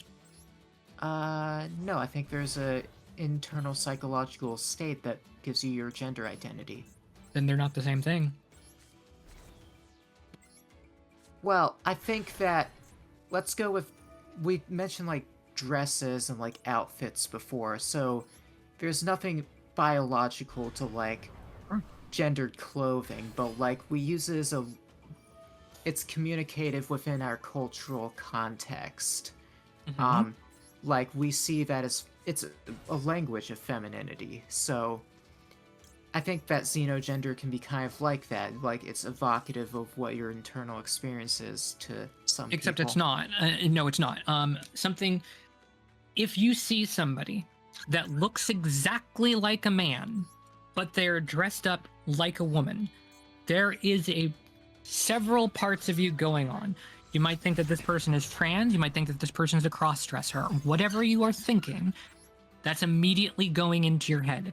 If you see somebody who is dressed up like a goth, are you saying maybe they're a vampire? No. No. Because that saying it's evocative to other people is not true. They are putting on a name tag, writing bread on it, and when someone says, "Oh, your name's bread," they say, "No, I just like bread." And they're like, "But why are you using a name tag to show your hobbies like that, or show something you like? That doesn't make any sense." Like, well, to me, name tags are just like a social construct. Anything could be a name tag. Like, sure, yes, that's true, but that's not what a name tag is for. We don't use... Anything could be a gender, but anything isn't a gender. Anything could be money, but if you go to your landlord and pay him in Skittles, he's going to tell you to fuck off. Unless he really likes Skittles. Unless he really likes Skittles, but then that's your own private language with your landlord. Most people would say, yeah, I don't care if you've shown me the scientific data to where these Skittles are worth the exact same amount of money as your rent. I can't turn it into money. Aaron, do you still identify as a tree? I don't know. I think the tree gender thing is kind of cool. Based. I love it. I mean, I just think it's cool. That's all. Yeah, but... Hey, thank you. Do you kind of understand her arguments? Like, do you think that detracts from your transness or, like, confuses people? Or is it just, like, a cool aesthetic that can attach to your identity? No, that's two different questions, I think.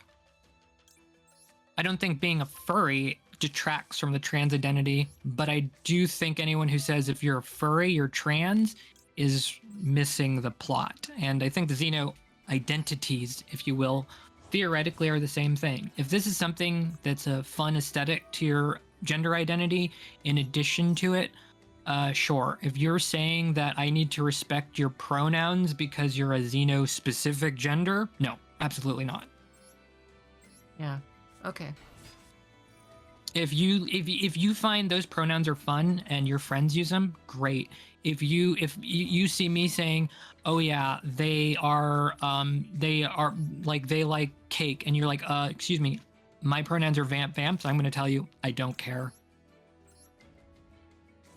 Yeah, so that neopronouns are a sort of a different conversation, and my stance on neopronouns is similar to xenogender, where I feel like there's some utility to them, but at the same time, like, it's a very non-conventional linguistic tool, and, like, I think it's reasonable for you to try to use more universal concepts for, like, the average person, and not try to, like, really shove, like, your neopronouns down their throat.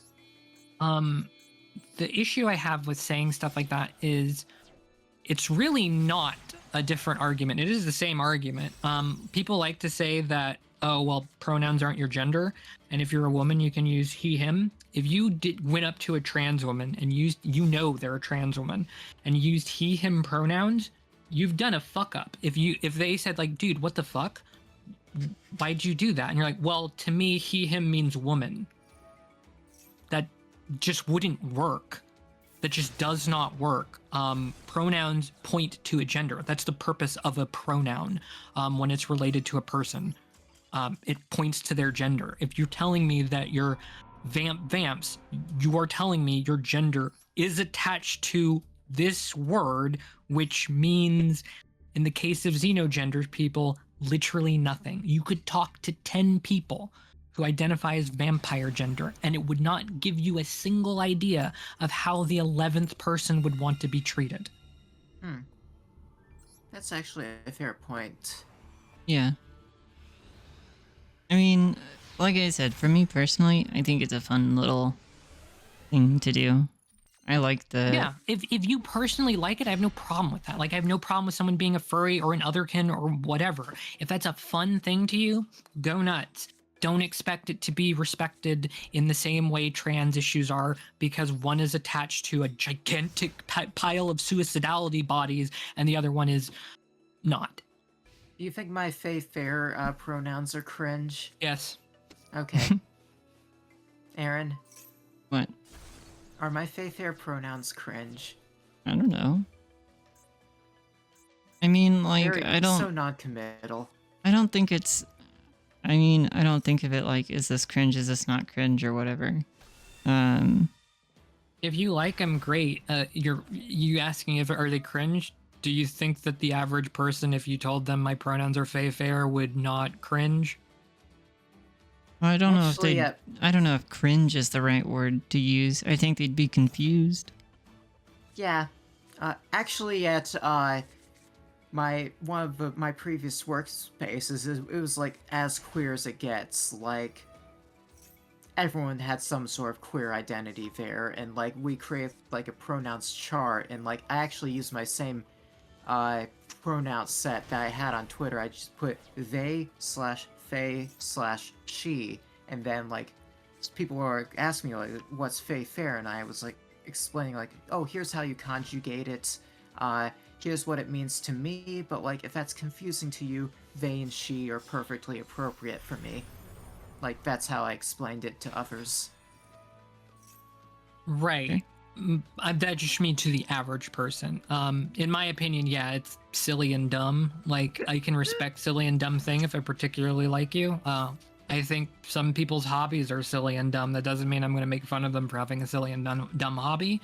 But if you specifically with the conflation of this is my aesthetic with this is transness. Mm-hmm. I am not a trans woman because I put on a dress. Well, I don't really wear dresses. I'm not a trans woman because I put on makeup. I am a trans woman because I have gender dysphoria. Okay.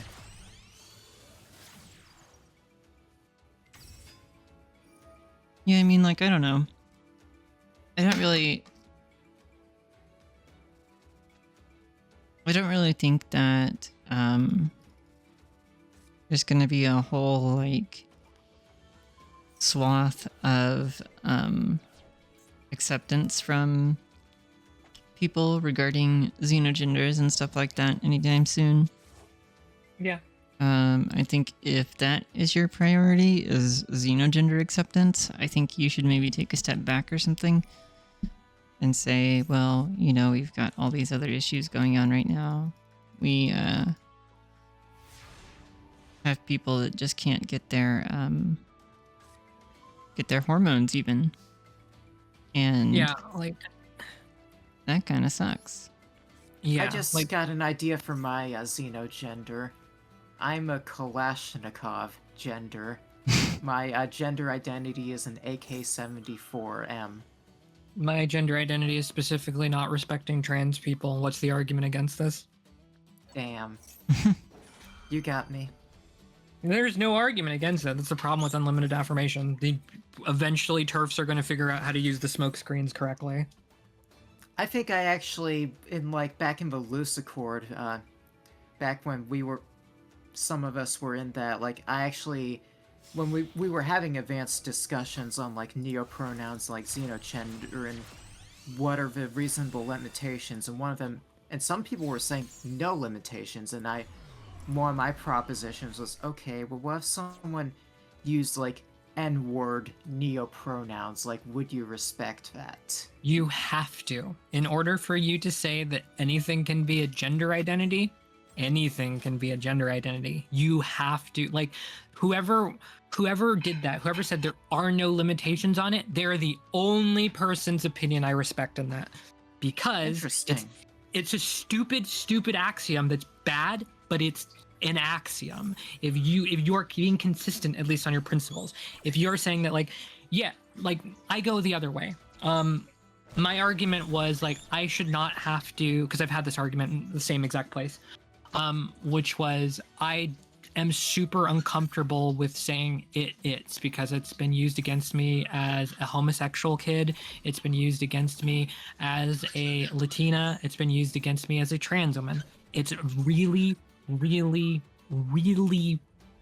uncomfortable to me to use. And I think it was Tori asked me, like, oh, well, so what if a TERF came up to you and she said that she was uncomfortable with calling you she because she was raped by a trans woman and she had, like, tremendous trauma by that. Would you be okay with her not calling you she? And I said, yeah, that'd be fine. I would tell her that she could use my name, she could use they if that was comfortable, or she could just not interact with me, and I would have no problem with any of those decisions. As long as you are consistent on it, I might disagree with your point, but I'll at least respect your point. I'm probably going to bed soon, but I read Sleepy in chat. I think that overall chasers are so based, and I want more of them in my DMs. Net good or net bad? Probably a net good. Like, it's kind of difficult to say. I could see the argument that they're net bad, but not for the way that trans women make it to. You could make the argument that, like, sexualizing any group of people is a bad thing, I guess. But if they are a net bad, it's no more harmful than, like, a random straight guy sexualizing a woman with big breasts. Like, it's the same exact thing. I think where it can be problematic is, like, what if, like, you sexualize in a way that's, like, dysphoria inducing for like, the person you're sexualizing, or what if, like, you fetishize them in, like, a very objectifying and, like, demeaning way. Like, that's where it could be potentially problematic. But just inherently, like, finding trans people attractive, like, there's absolutely nothing wrong with that. Like, I hope people find me hot. Like, yeah, I mean, anything can be problematic. Like, there is no completely, like, morally neutral or morally good thing that is always good no matter what. Like, everything has nuance to it. Everything has, like, yeah, like, liking big boobs is not a problem, but if your partner has big boobs and they're very self-conscious about their boobs, and you keep saying, I love how huge your boobs are, I love them so much, you're probably not a good person. Yeah.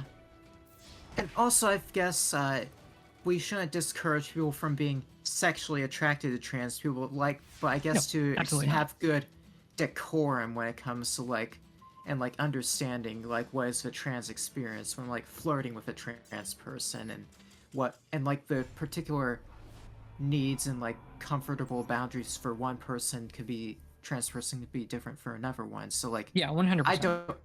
I don't have any bottom dysphoria. So, like, someone asking if, like, it's a flirtatious mood and, like, we're flirting and someone's like, oh, I want to suck your dick, like, I find that hot. Whereas, like, if a woman is, like, bottom dysphoric, like, not nice. Yeah. But like, I don't think that there is really a way we can say that it's a net bad any way more than you would say that, like, sexualization of any group of people is a bad thing for X, Y, and Z. But, like, it's trans people, a lot of trans people that hate chasers treat it like it's this unique problem, and it's like, I've got the bearer of bad news for you of what cis women have to deal with, my friend. Hang on a sec. I think that hitting One second. chasers Hang on. sorry. All right. Please don't talk over me, okay? Thank you. Agent of Chaos from chat says that moment when you craft access code only to get another copy from the free pack. I totally understand that feeling. Luckily, this was the first access code I generated, and it was a shiny rare. I also got really lucky with my Nibiru. That was the first Nibiru that I crafted, and I got an ultimate rare of that. That was really fucking cool. I was so excited when that happened. Sorry. Anyway, go ahead. I'm sorry, Miss Erin. It's okay. I think that being performatively disliking of chasers is AGP. I don't know if it's AGP, but like it definitely is like when you're. I will definitely say it's kind of tattling on the person in some way, shape, or form. Like it is definitely being like, oh, I hate chasers so much. Oh my god, they're so bad. Like you don't get chasers, do you? You don't get the chaser DMs and you're angry when you see them. I don't know. Based. I don't really get the chaser DMs. I don't particularly like them. I get them occasionally, but I think the majority of people that get them are people that like I got them a lot when I took a bunch of naked pictures of myself, and then I stopped getting them when I stopped doing that. The majority of the chaser DMs people get are people specifically like, I like the fact that you look vaguely like a woman and have a penis. And if you just post regular pictures of yourself, you're not doing the thing that they're attracted to. So why bother? Yeah. Aaron denying her grinder inbox was full. Listen. Yeah, right. Oh god, I shouldn't look at mine. No. Okay. I shouldn't look at mine. It's not. It's not because I'm never on Grindr. I don't ever go online, and people don't message you if you're not online. You think that would ever stop a man? I don't know, maybe. Very persistent creatures, I must say. I wish they'd be more persistent towards me, though.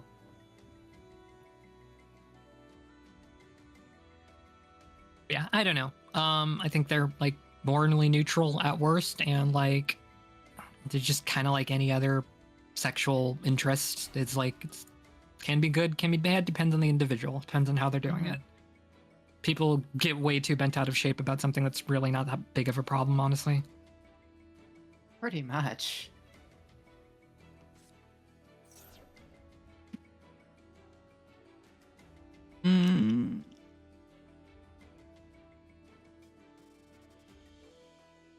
What else should we talk about? I'm personally thinking about going to bed soon. Okay. Austrian Tapwater says, 9 a.m. Could y'all imagine a relationship with a chaser? Maybe their interest isn't purely sexual. Well, yeah, I think for a lot of people it's not purely sexual, but I think for a lot of people it is. And I think that's one of the kinds of things that women have to be aware of, especially trans women, is what is somebody's intent on when they start talking to you and stuff like that. And for most women anyway, when people start talking to them, it's usually men and their intent is to have sex, and that's kind of problematic. I don't know about anybody else, but like after I started transition, I started to realize that the things I wanted out of like relationships with people kind of changed. When I was like before transition, I found that one of my primary objectives was just have a good sexual time with somebody, you know, to have fun and to have sex, and that be it. And sex was a big part of it for me back then. But these days, after transition, I find that I want different things from people. I want to get to know the person. I want to develop a connection with that person, you know? I don't know if it's the hormones or if it's just age or I don't know what it is. It's probably like a combination of like everything. People's priorities change over time. You've had fun for a long time and you're like, well, it still wasn't what I was looking for. And you know, it's kind of hard to take all of those things in a vacuum when you're like changing so many things in your life. Yeah. I wouldn't say that like right now what I want is to like settle down with somebody and be like a housewife or something like that. That's not what I want at all, but yeah, the things that I want out of relationships with people have certainly changed.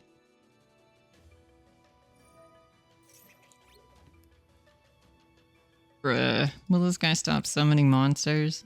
You know, I'm starting to really hate modern Yu-Gi-Oh! Because it's just...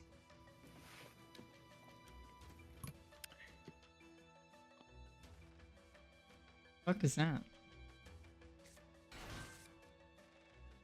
I don't know, pre-transition I was like a gay bicycle on loan to whoever made me feel safe and ate a lot of pizza, and now I just want to feel safe and eat a lot of pizza. I think, is pizza a consistent thing in your life? That's how we met, technically. Pizza? Okay, story. Lexi, I'm assuming I can tell the story, right? You met through pizza. I'll wait for her to respond. I'm eating pizza right now. That's funny. What kind of pizza are you eating? No, don't tell me, I'll get jealous. Okay. So, and yeah, it's almost how you and Aaron met, too. What? Through pizza? Yes. Oh my god.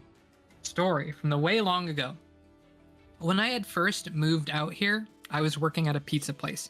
And Lexi had mentioned that, like, or Sleepy CLX for everyone else who doesn't know who Lexi is, had mentioned that she lived in Massachusetts at the time. And I was like, oh, where? And she tells me where. And I'm like, that's funny. I lived in literally the exact same area.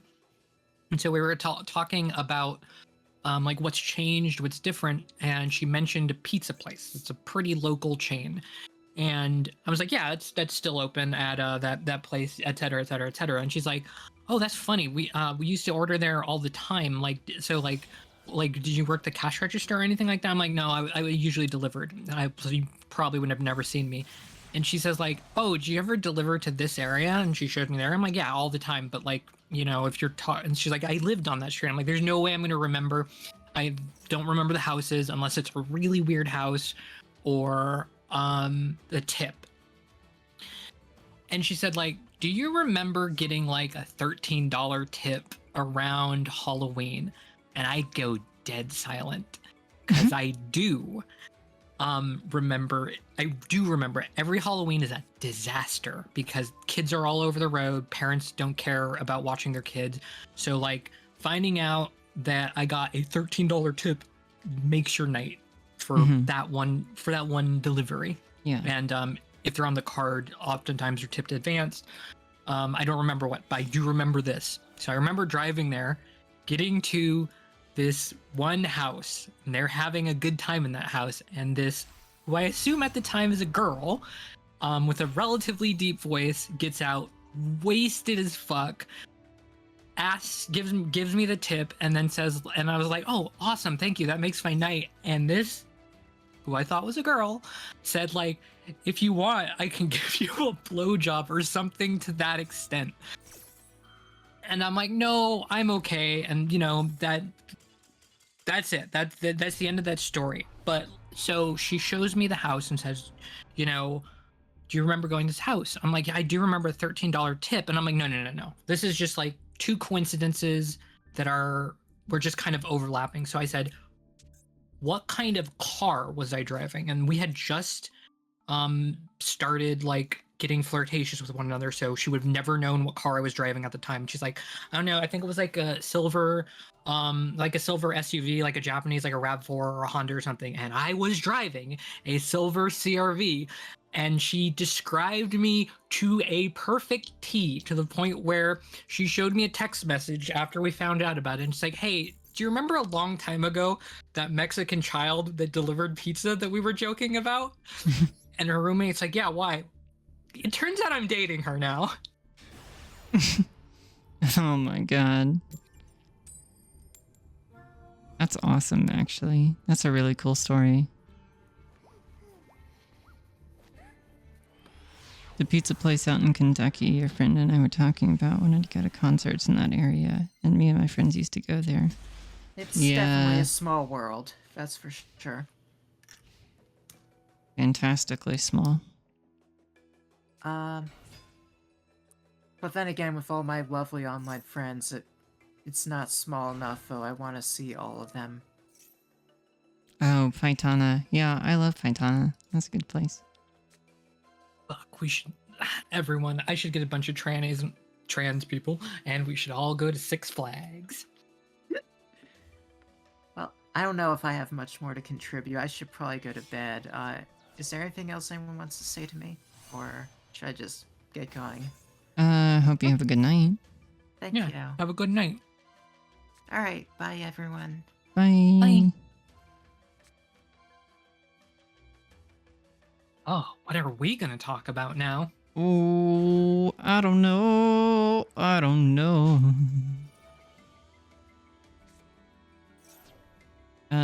What do you want to talk about?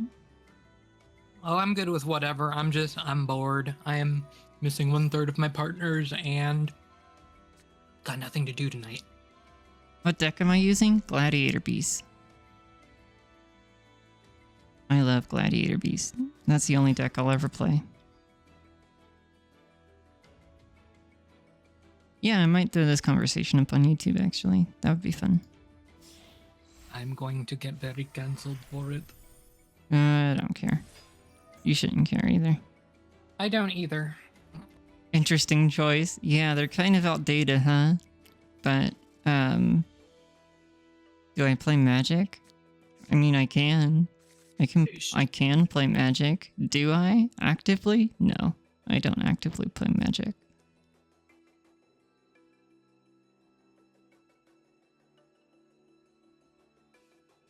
What deck do you play, Amelia Goddess with the blue eyes? Do you play a blue eyes deck?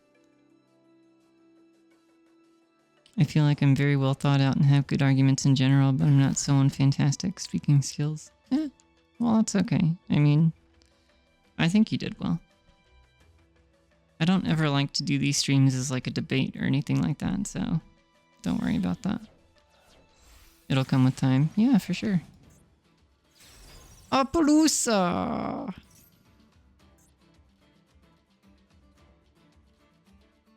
Do you collect IRL cards too? Yu-Gi-Oh? Yeah. But I don't really collect. I just like the Gladiator Beast ones.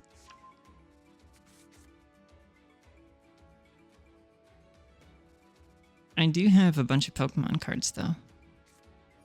I have like 4 or 5 Pokemon decks. Emotional damage. Yeah, it's okay. I played Yu-Gi-Oh for 10 plus years and it's all been competitive. And I've literally always used blue eyes. That's fair. I like when you get a deck that you really vibe with and you just enjoy playing. And that's what I like to do with my gladiators, you know? 200,000 cards! Oh my god. That's a lot of cards.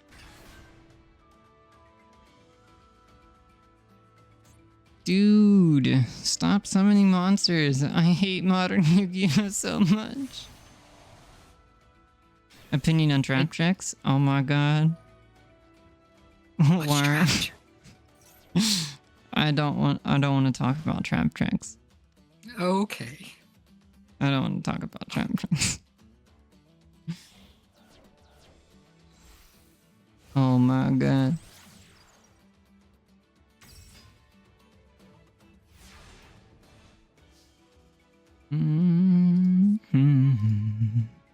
Sold my collection half a year ago because I'm too broke to have such high value toys. Okay, listen.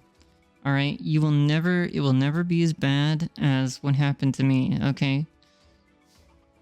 When I played Yu-Gi-Oh! When I played Yu-Gi-Oh! Like, seriously played Yu-Gi-Oh! I had 2 cards that were in my deck that were extremely good. One of them was a first edition Ghost Rare Black Rose Dragon. And the other one was a first edition Ghost Rare Stardust Dragon. And a while ago, I needed money. I needed a lot of money. Actually, I think I sold them in order to get up here, where I am now. And so I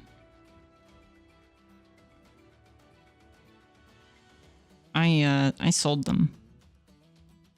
I got like, what was it? I think like 40 bucks or something like that for those 2 cards. And do you know how much they're worth right now?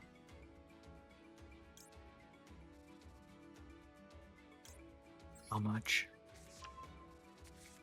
The Ghost Rare Black Rose Dragon is worth something to the effect of $800. Lord. And the Ghost Rare Stardust Dragon is worth something to the effect of $1,000. Oh God. Yeah. And I sold them. And I got 40 bucks for it.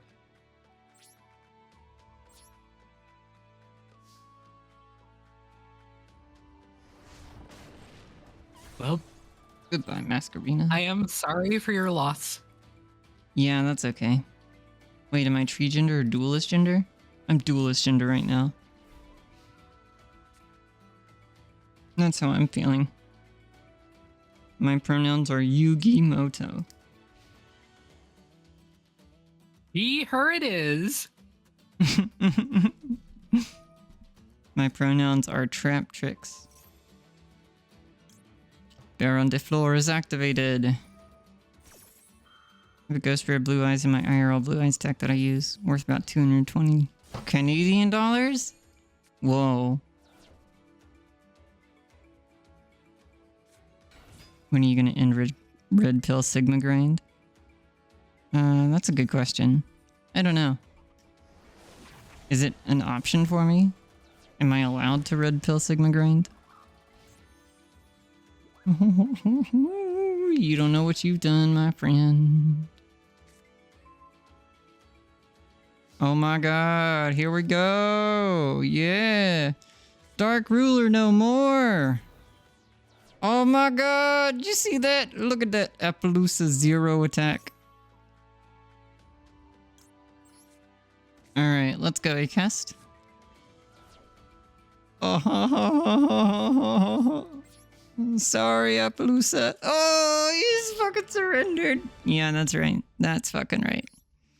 The dichotomy of when is it okay to piss on, when is it morally neutral to piss on a toilet seat? Answer, never. Okay.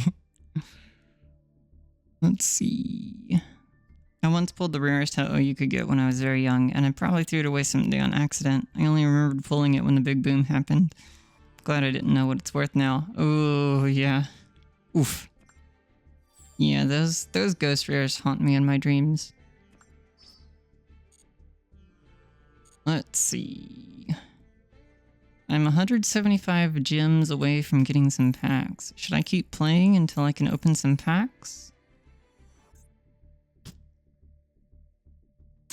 Ghost Rare Stardust is now worth about 390, unless it's PSA 10. I kept my... Wait. I mean, maybe I watched an old video.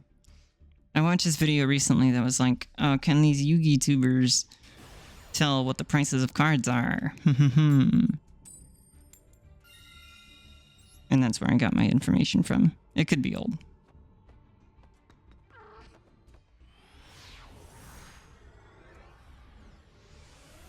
But yeah, I was kicking myself in the ass for that.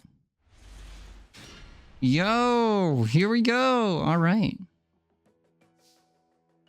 I am... Ooh, should I just summon Andal? I'm just gonna summon Andal. Set War Chariot. And end. That's what I'll do. Meow, meow, meow, meow.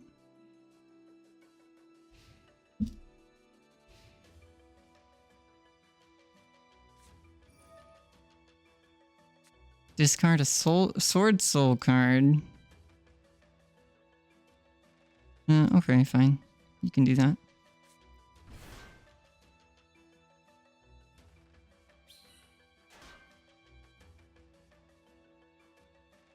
Yeah, so the information I probably got is, or that I got is probably outdated. But I was just watching one of those guys' videos. I like watching him do the pack openings. That's a lot of fun.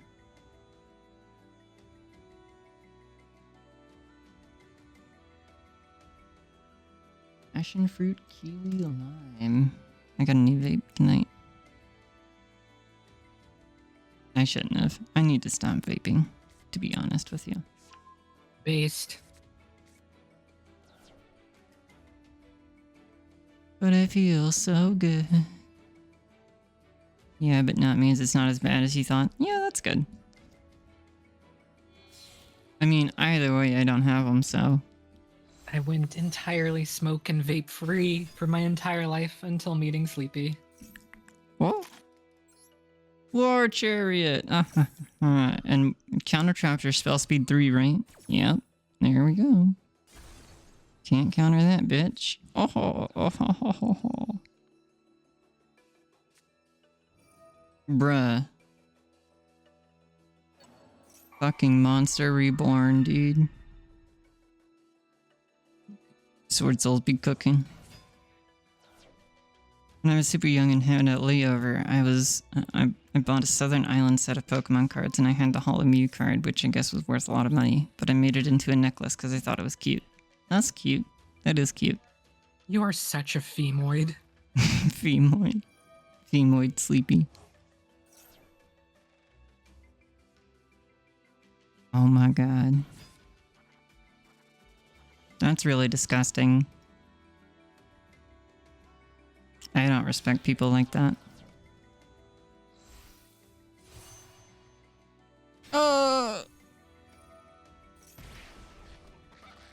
Baron de Fleur? Yeah, the evil of the Yangzing.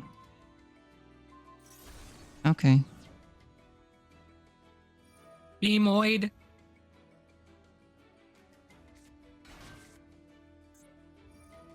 Sword Souls. Oh my god. They might be playing pure Sword Souls. Listen, I don't know how any of this stuff works. I'm just getting back into the game.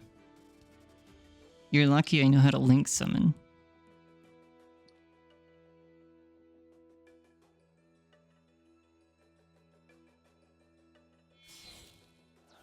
Oh my god. Okay, I don't want to hear it, Boo. I do not want to hear it. You got super addicted to Marvel Snap too. Haley watches these weird guys on YouTube make decks for this card game she's addicted to.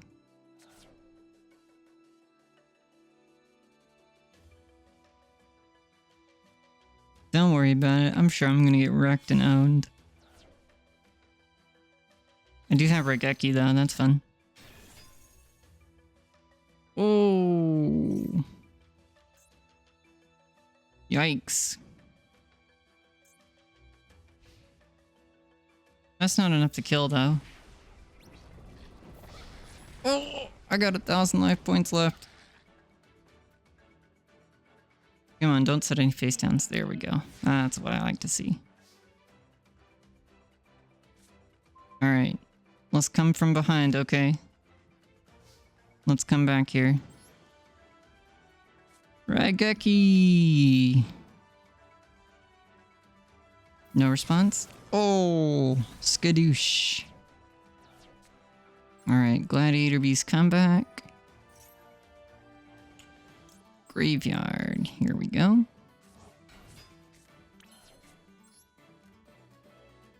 Here we go. Oh. Let's do this, yeah. Fuck it. Actually, I can do definitely this. Not. I can just do this. Gladiator Beast Dragassies.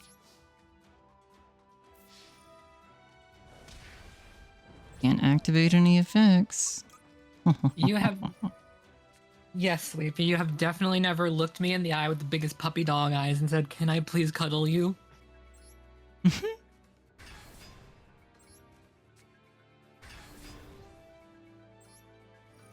Activate Augustus's effect.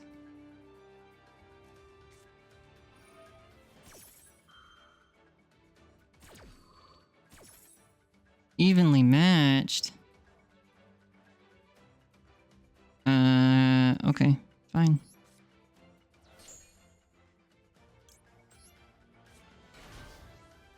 Aha.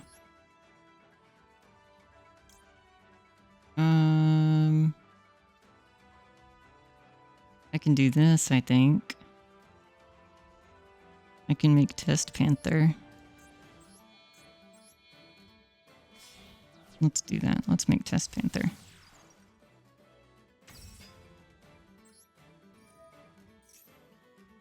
I'll get this thing. I'll activate Comeback. Bring back this guy.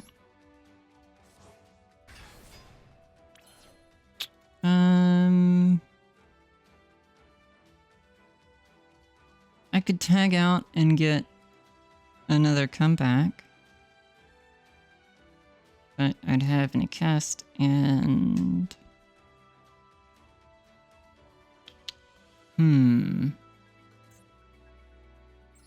Maybe I'll tag out anyway. Let's tag out, yeah.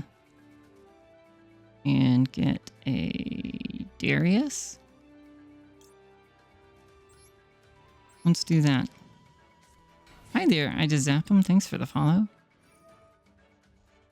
Let's get Bestiari.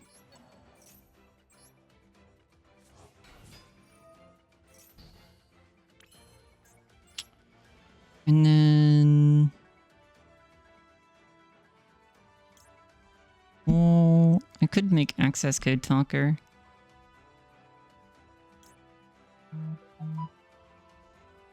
I could make IP Masquerina.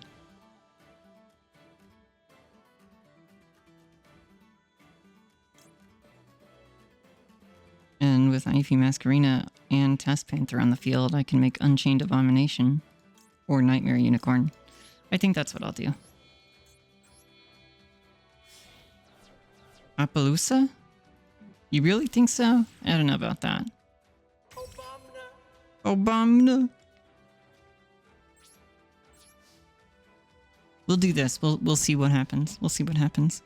You're probably right, though. I probably should make Appaloosa. Still want Erin to have the rod test given to her. What's the rod test? Are you HSTS or not? I don't know. That's the rod test. He asks you like a series of like questions and stuff like that. I think Sleepy has them. Okay. Unicorn needs a discard? Ooh, you're probably right.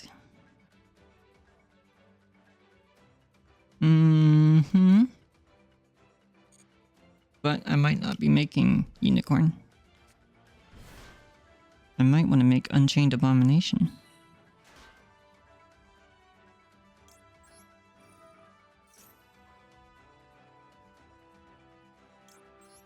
Yeah, yeah. First question, how old were you when you first began to identify as a girl? How old was I when I first began to identify as a girl?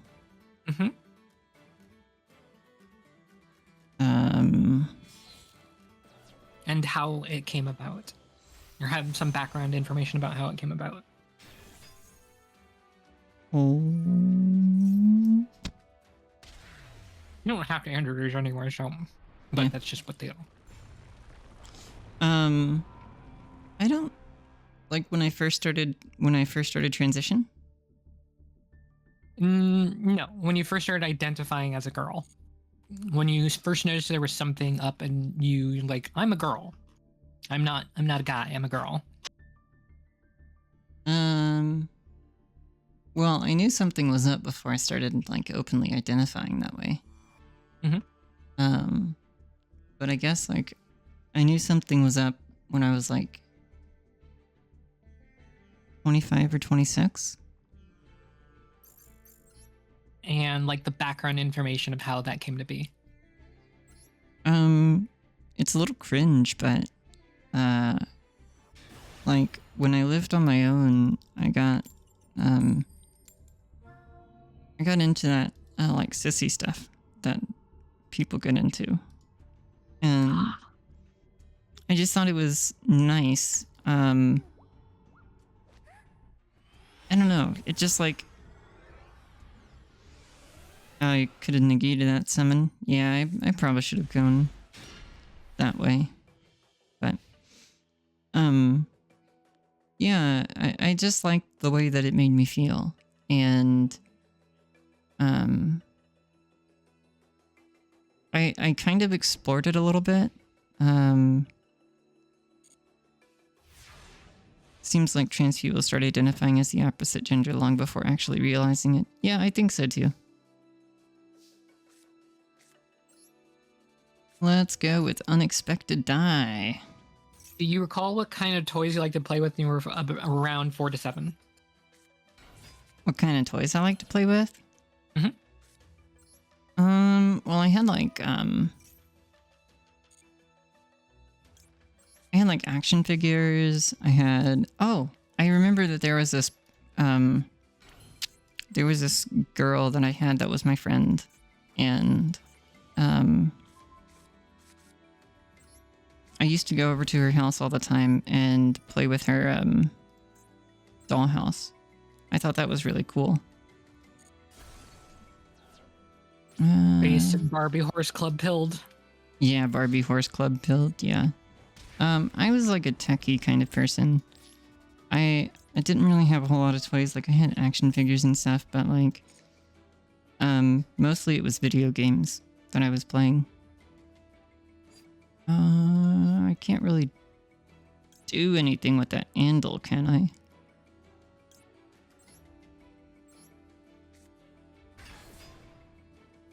You didn't get any Yu-Gi-Oh cards until you were like 15? Yeah, Did you during the same age range, about 4 to 7, prefer to play with girls or boys? And do you recall anyone commenting on your appearance or behavior at the time as being more or less feminine than other boys? Yeah, I mean, like, I had, my optometrist always told me that, like, I had beautiful eyelashes and my mom must be jealous and stuff like that. I did prefer to, have girls as friends, even in, like, elementary school and stuff. Like, I had more girlfriends than I had boyfriends. Not like girlfriend and boyfriend, but you know what I mean. Yes, I understand. You were grooming people since you were born. Yes. Oh my god! Shut up. Okay, I guess I get to banish those. Evenly matched, huh? Now, after you were 13 or during puberty, basically when you were started to get sexually attracted to people, were you strongly attracted to boys and men?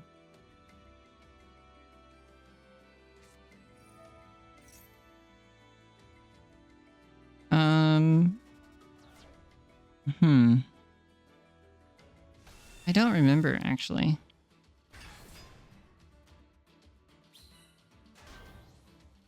Okay, hold on. I'm getting the other question. Yeah, I don't... ooh. I could play Raigeki on that guy, but you know what? Maybe I'll just wait. I don't know if he can kill me or not. During that... If you don't remember, you don't remember. That's fine. Yeah. During that period, did you ever become sexually aroused at the thought of or by actually wearing girls' clothes? No. Not did you enjoy wearing them, it's did wearing them or thinking about it get you an erection? When I was that young? Yeah. No. I didn't even think of it back then. I didn't even think that was... It didn't even cross my mind. It wasn't until I was like in my 20s already that I started to realize that, oh, this is the thing that can happen, you know? AGP.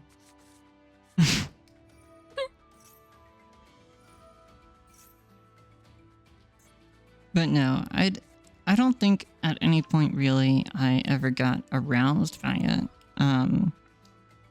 When I was in my mid-20s, I did purchase like some women's clothes. I got like a bra and some panties and stuff like that.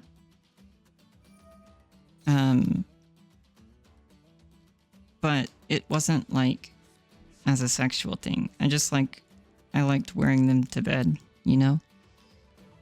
I don't know. Or like sitting at my computer playing games with my friends, I would put on my bra and it just like felt right.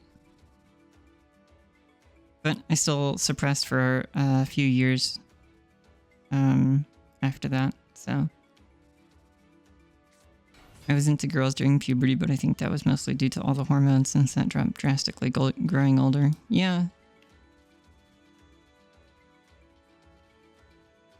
Oh my god. Did you start to wear women's clothes and have thoughts of arousal after the age of 18? I did start to wear women's clothes after I was 18. I didn't wear women's clothes before that. I think it has to be both. Huh? And have I what? think it's and were aroused by it. No, I don't think I was ever really aroused by it.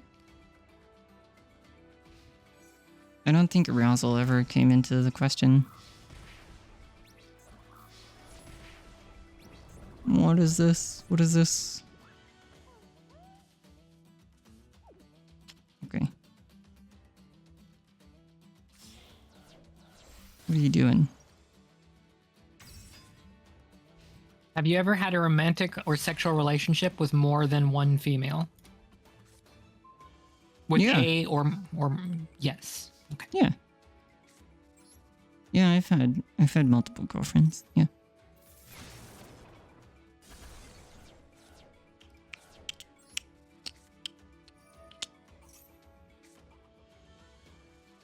What have you got? What are you doing? What is that?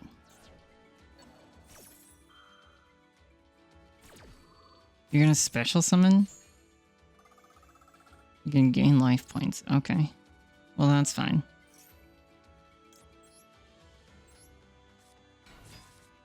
Okay. Activate Gladiator Rejection. I guess I'll summon that guy. Then I can set this guy. And I can summon this guy. Ooh, I could summon Test Panther. No, I want to summon this guy. Yeah, let's summon this guy. And then I want to summon this guy.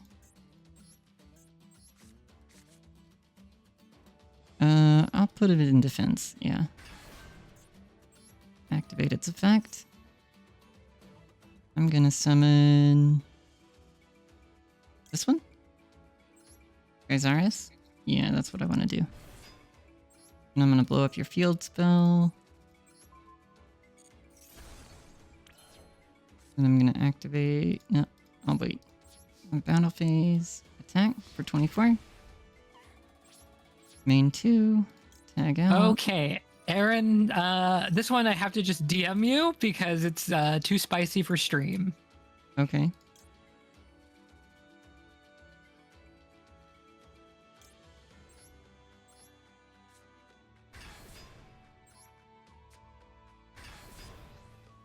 Activate Augustus, special summon Noxious. I don't want to activate its effect. Main 2. I'm going to blink onto Test Panther. Use that and this.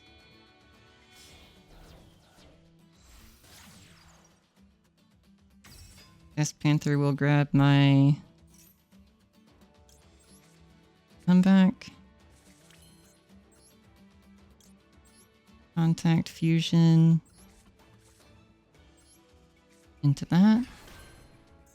Activate its effect. Summon this.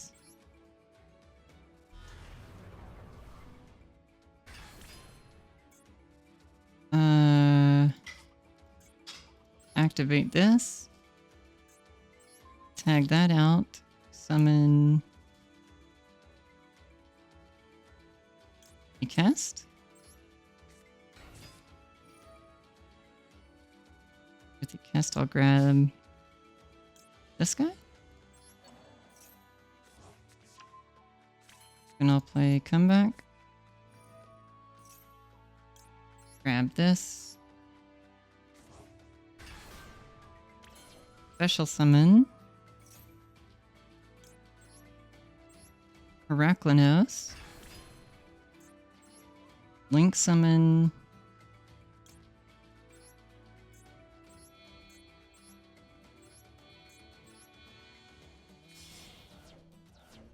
Appaloosa. And Ent. There we go. I think I built my board. Alright, what did you DM me?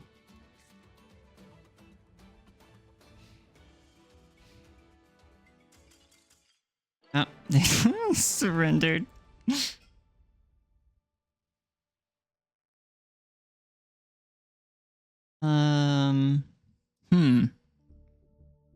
Powerless, I guess?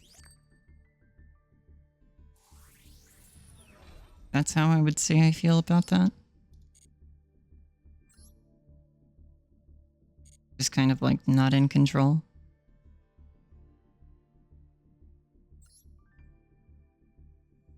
Oh my god, I can't open any packs yet. Oh.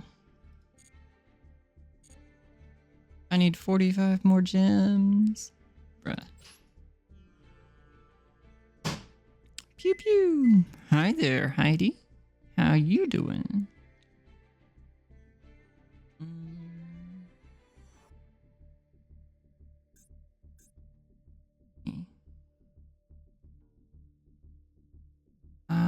I don't know.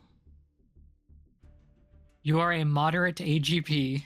Oh my god, no. I refuse to believe that.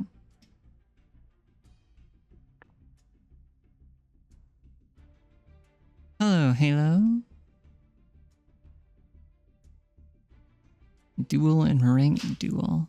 20 times? I don't know if I want to do that.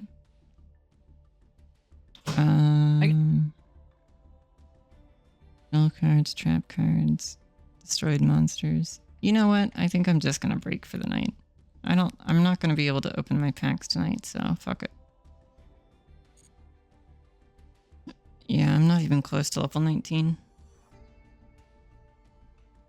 Alright, anything else we want to do before I wrap up for the evening? Yeah, unless you want to do anything. No, not that I can really think of. Anybody from chat? Did you want me to give you a call afterwards, or are you gone? Or are you going to bed or whatever? No, I'm not going to bed. You can call me if you want to. But, yeah. I guess I will head out for the evening then. It was good talking to you. Yeah, you as well. I will be ended, but that's okay.